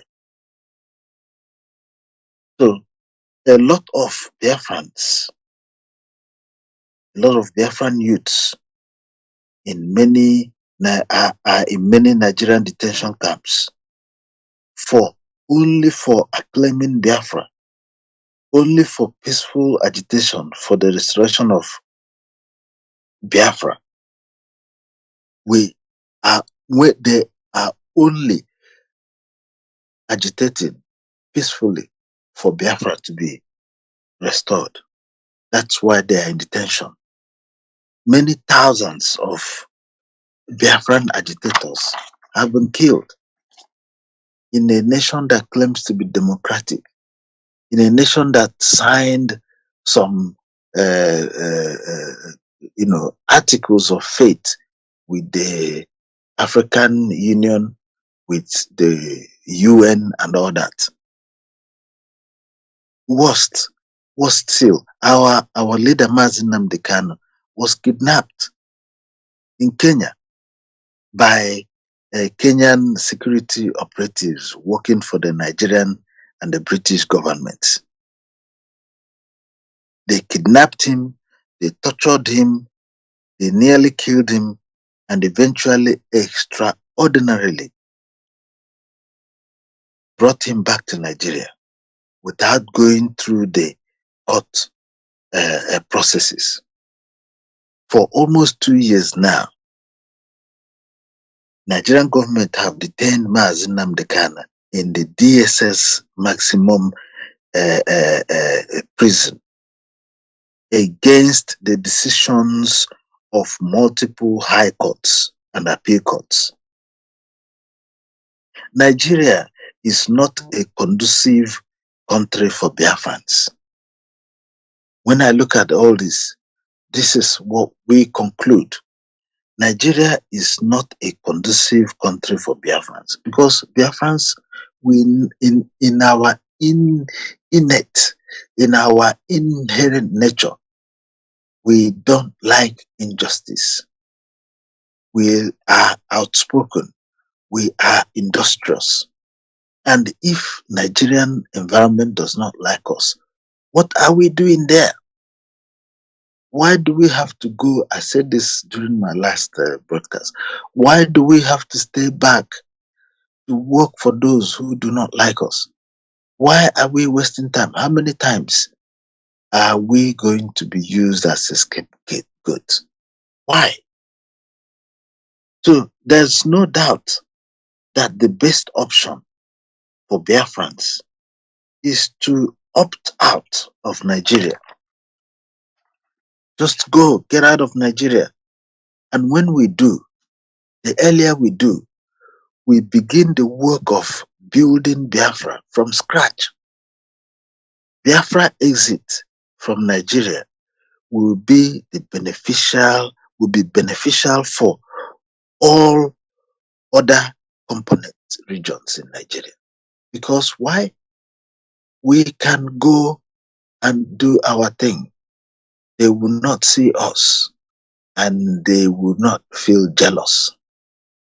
And when we go on our own, those who like Nigeria so much can stay there and enjoy it. And any other person who wants to travel there can visit there and smell their stinkiness. Yeah. I mean, countries of the world, the issue of drainage, building a drainage within a residential settlement is not a new thing. If you don't know it, you don't need to reinvent the wheel. You copy it. I'm pretty sure and I believe that if we succeed as the Almighty God have willed, we will have a nation that will be worthy of emulation within the West African region. And in conclusion, I thank our listeners again. I employ all Biafrans to come and join IPOB. Join this force of truth, this force that wants to restore Biafra, so that in no distant time we will restore our values. We will have carved that area for our future generation, and Biafrans will live the life that they have been destined to by Chukwueke Abiama. Thank you very much for listening. I'll hand over to Mazi Iyke. Thank you. Thank you, Mazi. It's wonderful again. Thank you so much for that wonderful contribution and reminding our people.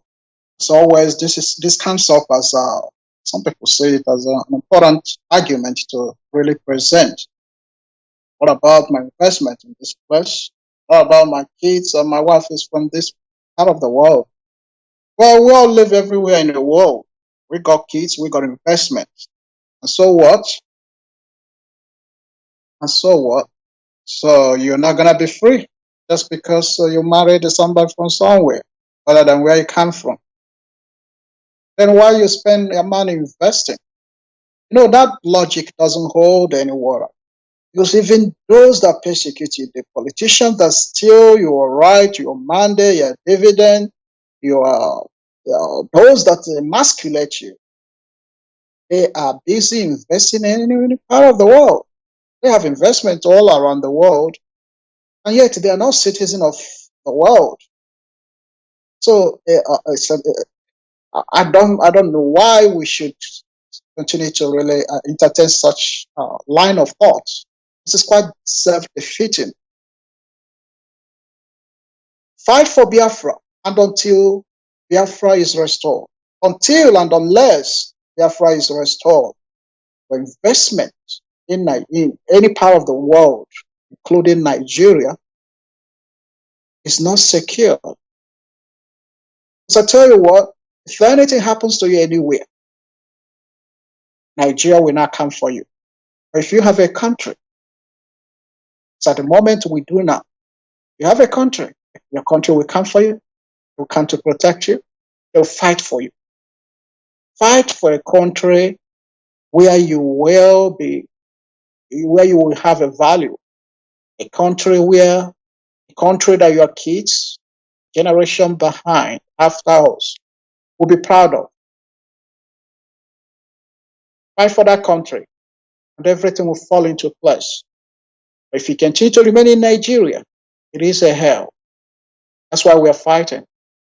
Go ask those that live in Lagos currently, those that have markets and businesses in Lagos. There's no security, there's no assurance as regards to protecting your investments and everything. Go and ask also those that their parents are from Igbo land, but their father is from Yoruba or something like that, a kind of mix. Ask them as well. There is discrimination in the system. It's a systemic problem. And this is why we're fighting. So thank you, Mazi, for touching that aspect of fear that our people have. We must conquer and we must fight for Biafra. I guess what we've highlighted tonight is the fact that we must engage in the work for our freedom, for our salvation, with the seriousness it deserves, the level of consistency it deserves. It's not what you do, let others do, and sometimes say, how far all this Biafra thing, when is this going to happen? When is it happening? Oh, this Biafra thing, no, it's not. That's not how we do it. It is something everybody must intentionally commit to, engage in the fight to liberate ourselves. And then that's only when it's going to be effective, as Uche touched also at the beginning, making reference to our meeting here with a federal MP last week, where he asked us, what about political representatives from your land? Do you have in the government of Nigeria people from Biafra that are representing your people? And what do they say? When they ask you this kind of question, it's not an easy answer. Because expectation, and I emphasize that expectation, ideal thing versus reality. Ideal thing is if you have a political representation, you are halfway through because your people in the government can gather and then push your agenda, whether it's self-determination, whatever that is. They can collaborate with you. They can champion your interest. Now, we have to sit up there and explain to this PM that, yeah, we do, but we do not. And that's complex because then you have to explain how you do, but you don't. You have to explain how they're there for their own self-interest and how they do not care what we're doing. Now, if your own people that are representing you, they can't on your vote each time there's an election, and stupidly, some of us will still go back and vote for them. If they cannot represent us and fight for our interests, at least collectively. How do you expect the international world, international community to rise? How do you expect the government of Australia to start talking about Biafra when our leaders are talking about Nigeria? In fact, they are campaigning, they want to be president of Nigeria. And some of you are just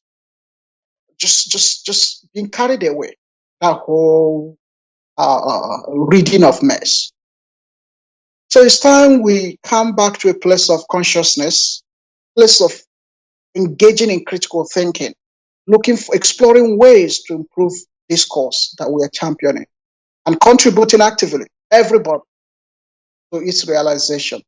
I thank all my colleagues tonight. I think that's all of us tonight. I've spoken, and I thank all my colleagues. They've made a wonderful contribution.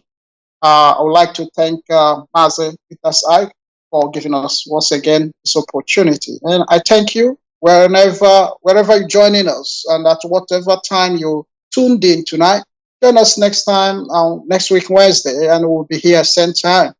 And thank you for joining us. Thank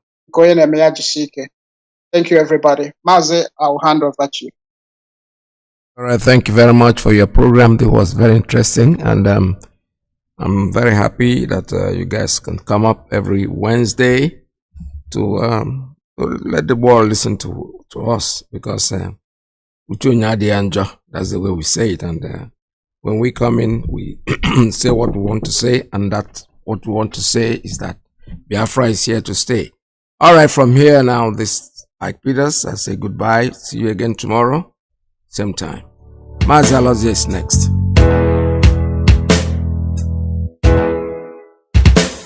In Biafra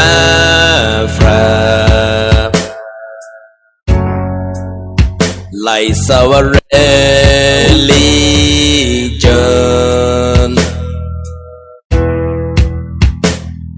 the last hope we have is in Biafran restoration. I believe, listen to Radio Biafra, it's where we worship as a Chukotike Abiyama. Let your kingdom come. Listen to Radio Biafra, it's where we worship.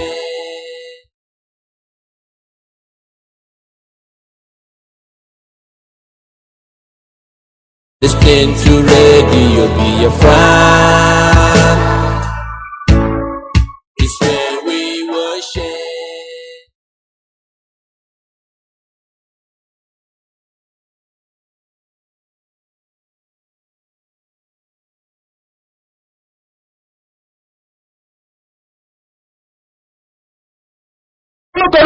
kọrọ ogere lacha Chukwu okike abịama onye jiri mmiri siri ike kwa aja were aja siri ike kwa mmadụ. Asị m na taata bụ ụbọchị eke n'ala Igbo. Asị m na eke ga-eketara Nnamdi Kanu ndụ, eke ga-eketara ya nwere onwe, oke ga-eketara ya ndụ, oke ga-eketara ya Biafra, oke ga-eketara ya nwere onwe, oke ga-ekegburu ya ndị iro, kegburu ya ajọ mmadụ na ajọ mmụọ. Asị m na mbọsọ ga-apụta ekwesị ga-anọ n'ụra, ndị ilo ya ga-anọ n'ụla. Ọ kwara ekwe osu. Asị m gịnị bụ ekwesu? Asị m na mbọsọ ọ ga-apụta, ya bụ ndị iro ga-anọ n'ụra. Ọha bụ ndị ọha maọbụ ekwesu. Asị m na ha ncha ga-anọ n'ụra. Na Nnamdi Kanu ga-apụta n'ike na ebube. Nnamdi Kanu ga-apụta n'ike na ebube. Asị m na ọnụ kwụrụ njọ n'isi a ga-atụgharịkwọ mma. Asị m obodo igbu Nnamdi Kanu bụ onwe ya. Onye si na Nnamdi Kanu agaghị adị ndụ, onye a ga-eji anazere mmiri. Onye si na Nnamdi Kanu agaghị apụta, onye a ga-eji anazere mmiri. Ọnụ niile kọrọ ogiri ọnụ ga-akọrọ ogiri lacha. Osisi abụla oturu ga-emeche wee kwele. Onye si na Nnamdi Kanu agaghị apụta, asị m na ọnụ ahụ iji wee kwuo ya dịka ejikwa ya wee kwugharịa mma n'isi ya. Asị m na ebe onye ahụ na-atụ maazị Nnamdi Kanu aga-asị m aka gị ga-akpọnwụ. Osisi ahụ fụrụ Nnamdi Kanu wee tọọ nkwe, asị m ikuku futuo gị. Anya ọbụla fụrụ Nnamdi Kanu kwawa akwa alịla, asị m alịla akọrọ ya n'anya. Onye fụrụ Nnamdi Kanu cheta ihe gburu nwa ya, ihe gburu nwa ya gbuo ya, maka na ọ bụrụ ya gburu nwa gị. Chukwu okike abịama, asị m na mberede nyiri dike mberede ka ọ ji amawa dike. Asị m na okirikiri ka a na-agba ukwu ose ọ dadị ukwu ose enu na okirikiri ka ndị iro ga-agba Nnamdi Kanu mana ha ama mkpata ya aka ọ sị na nkirikiri ka ọ na-ekiri odudo jiri odudo enyi ozu ọkwanụ nkirikiri ka ndị iro ga na-ekiri ya mana ha ama mfụ ya anya asị m na eje anaba isi ije asị na Nnamdi Kanu ga-eje na ọ ga-ana asị m na inye anaghị eri ọba maka na inye na ọba bụ nwanne inye agaghị eri Nnamdi Kanu maka na ọ bụ nwi asị na Nnamdi Kanu ga-adị ka echi na echi anaghị agwụ agwụ maka na ije ejere bụ ije mmiri ọ bụrụ eje nkụ asị na ya bụ ije ga-abụ ije mmeri asị m na ọ ga-anata n'udo asị m na ọ ga-abata sirili welere asị m na unu ga-aga kpọnatara anyị Nnamdi Kanu asị m unu ga-akpọnatara anyị Nnamdi Kanu ga kpọnatara anyị Nnamdi Kanu ga tụnye ugo ka nye ya mmeri ka nye ya mmeri ka nye ya mmeri tụnye ugo n'elu ugo nye ike n'elu ike nye ya ndụ n'elu ndụ ọkwanụ ndụ ka o ji efu na-efufe unu nye Nnamdi Kanu ndụ onwe ike wee kwụrụ jinjin onwe ike wee kwụrụ wee fuo n'ofufe a sị na ya kara ka anaghị eri nwa ngwụrọ ihe mere ha ji jide Nnamdi Kanu bụ ka ha nwee ike wee megide ndị Igbo ka ha nwee ike megide ụmụ Biafra ka ha nwee ike wee kwuchi anyị ọnụ ka ha nwee ike wee kachi anyị ọnụ ka anyị ghara ikwu okwu ọzọ mana ama m na dododo Chukwu okike abịa ma ndị nwa na ndị nwe mmiri ndị nwe ikuku ndị nwe anyanwụ mmụọ nna nna anyị ochie mmụọ niile nwụrụ anwụ ka anyị dị ndụ mmụọ niile ma ọ kwafụrụ ọbara ha n'ike maka ihi Biafra asị m unu binyenu asị m unu dododo ọkwa na unu bụ ihe nwe ike a ọkwa na unu ga-eji ọgụ mmụọ a ọkwa na unu ga-aga bori ahịa ọkwa na unu ga-aga napụta ya maka na ihe ọ tinyere unu n'aka anaghị ele ule asị m dododo igiriga ọgụ mmụọ eze nwaanyị niile nọ n'ala Igbo mmụọ niile nọ n'ala Igbo asị m unu binye maka na onwe onye nọ n'ụwa na-anaghị aṅụ mmiri onwe onye nọ n'ụwa na-anaghị eri nnu nnu bụ ihe ụtọ si na mmiri wee pụta onye ọbụla na-eri ihe na-eri ihe dị na mmiri onye na-asa arụ ji mmiri asa arụ onye ọbụla na-eme ihe ọbụla ọ na-eme ji mmiri eme ya asị m ihe ọbụla mmadụ na-eme n'ụwa mmiri ọ na-ebube ụzọ asị m onye ọbụla kpọrọ mmiri asị na mmiri a ga-agbagbu ya asị m onye ọbụla fụrụ mmiri n'anya ga-afụ Nnamdi Kanu n'anya onye ọbụla fụrụ mmiri n'anya ga-afụ Nnamdi Kanu n'anya onye ọbụla mmiri na-awụsa n'arụ ga-afụ Nnamdi Kanu n'anya onye ọbụla mmiri na-emesa n'arụ ga-afụ Nnamdi Kanu n'anya onye na-aṅụ mmiri na-eli nnu asị m na ọnụ anyị ji wee lie nnu wee ṅụọ mmiri ka ị ga-eji akwa okwu ọma n'isi Nnamdi Kanu n'aha Chukwu okike abịa ama. My sister, good morning. Oh, good morning. See, they have demolished my house. I was in the hospital. They just told me that they have started demolishing our house. They are demolishing the whole street. Oh, they just come and started demolishing. They are demolishing everywhere. They are demolishing. Oh, Jesus. Jesus, I could not bring out my property. I could not bring out my documents. They are demolishing everywhere. They are demolishing everywhere. Oh, the whole building, the whole house, they are demolishing. Oh, Rossville at Ajawo Estate. Rossville at Ajawo Estate. Oh, they are demolishing everywhere.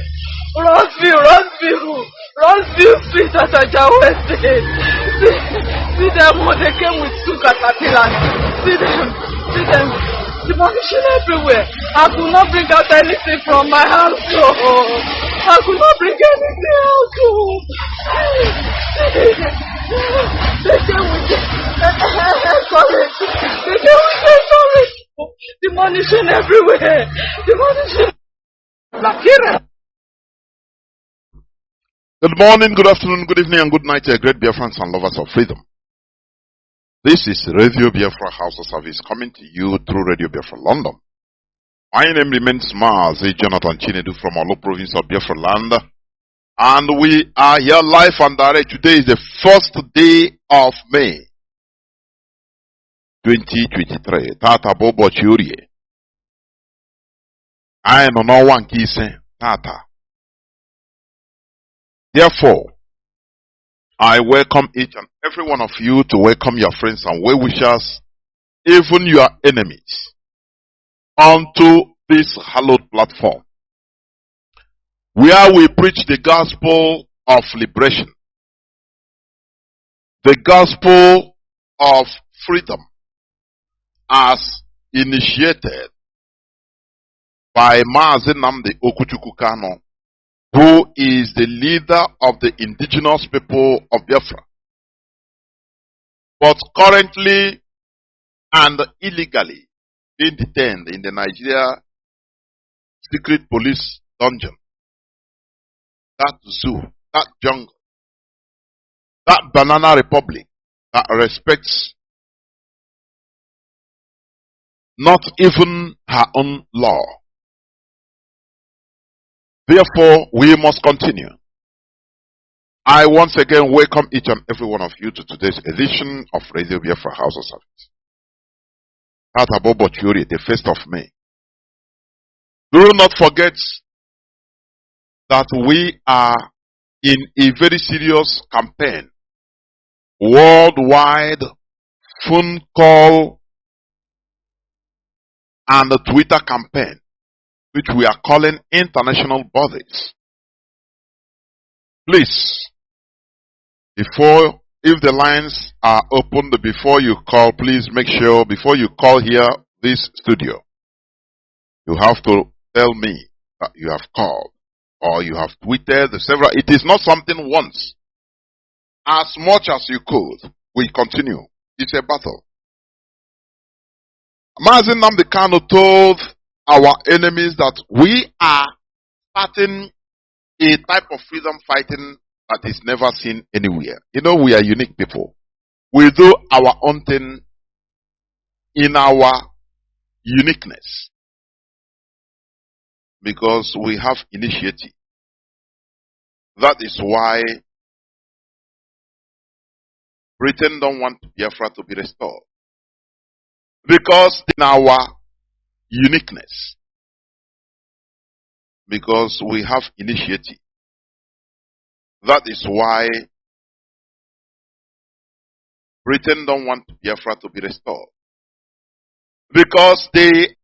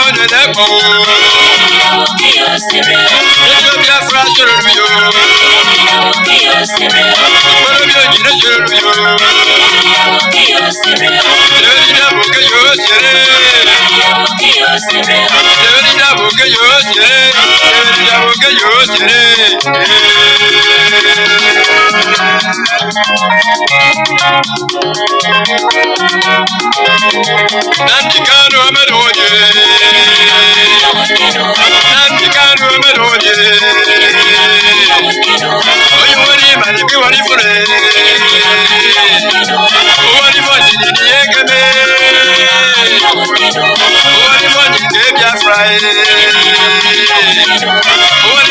Africa, African leaders, Africa, African Union, Africa, I keep on the level.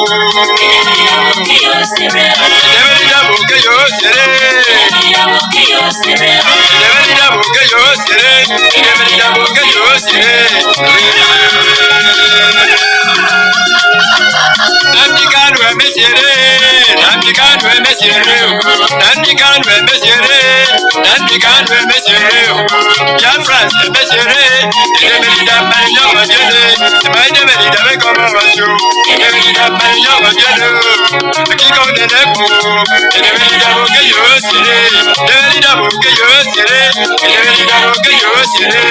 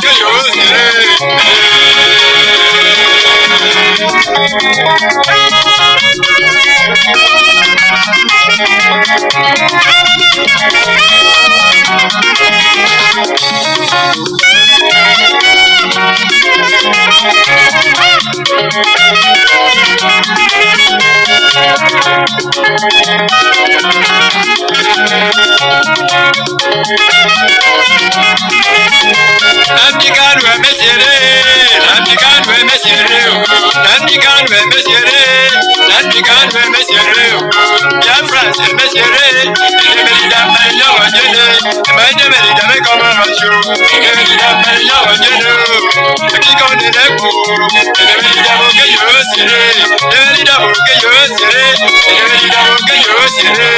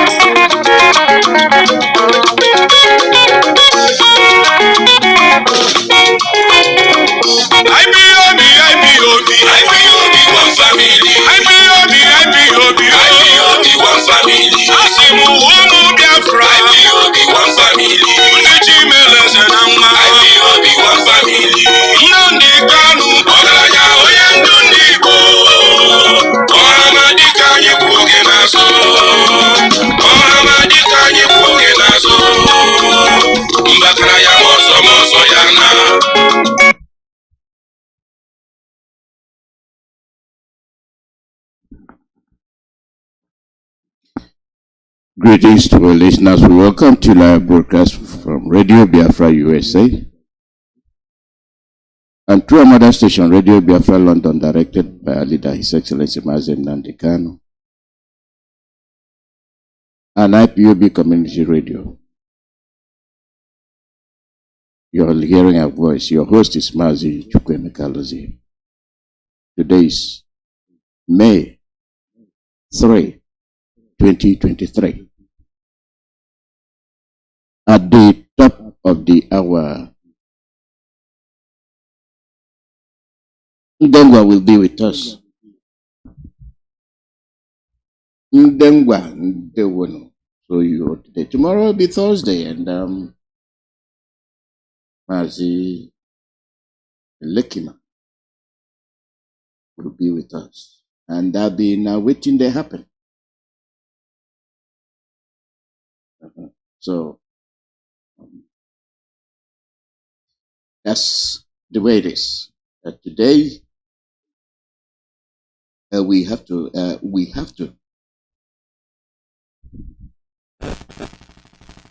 look at ourselves. It is very easy for us to be talking in general. Every day we come here, we talk. The basic foundation of our existence is missing. And when we bring this up is to let us, every one of us, sanitize our mind. Every one of us. And when we talk about killing and killing and killing and killing,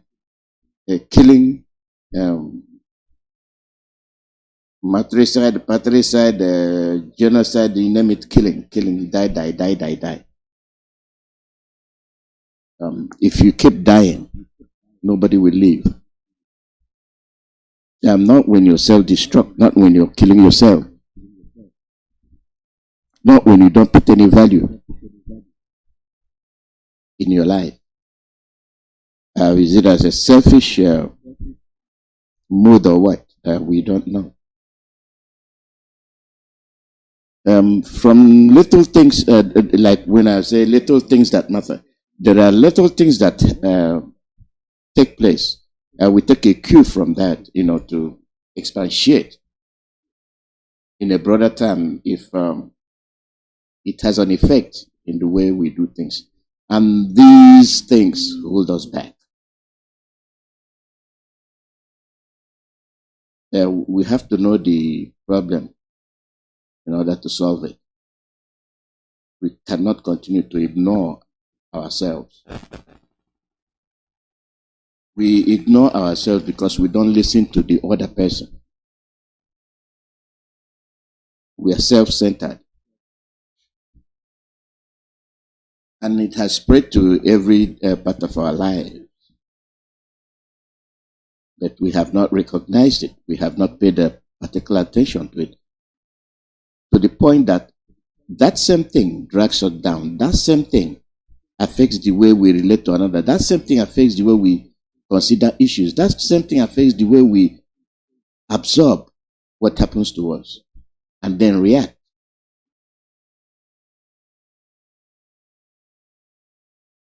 I think we have to go to the basic foundation. It is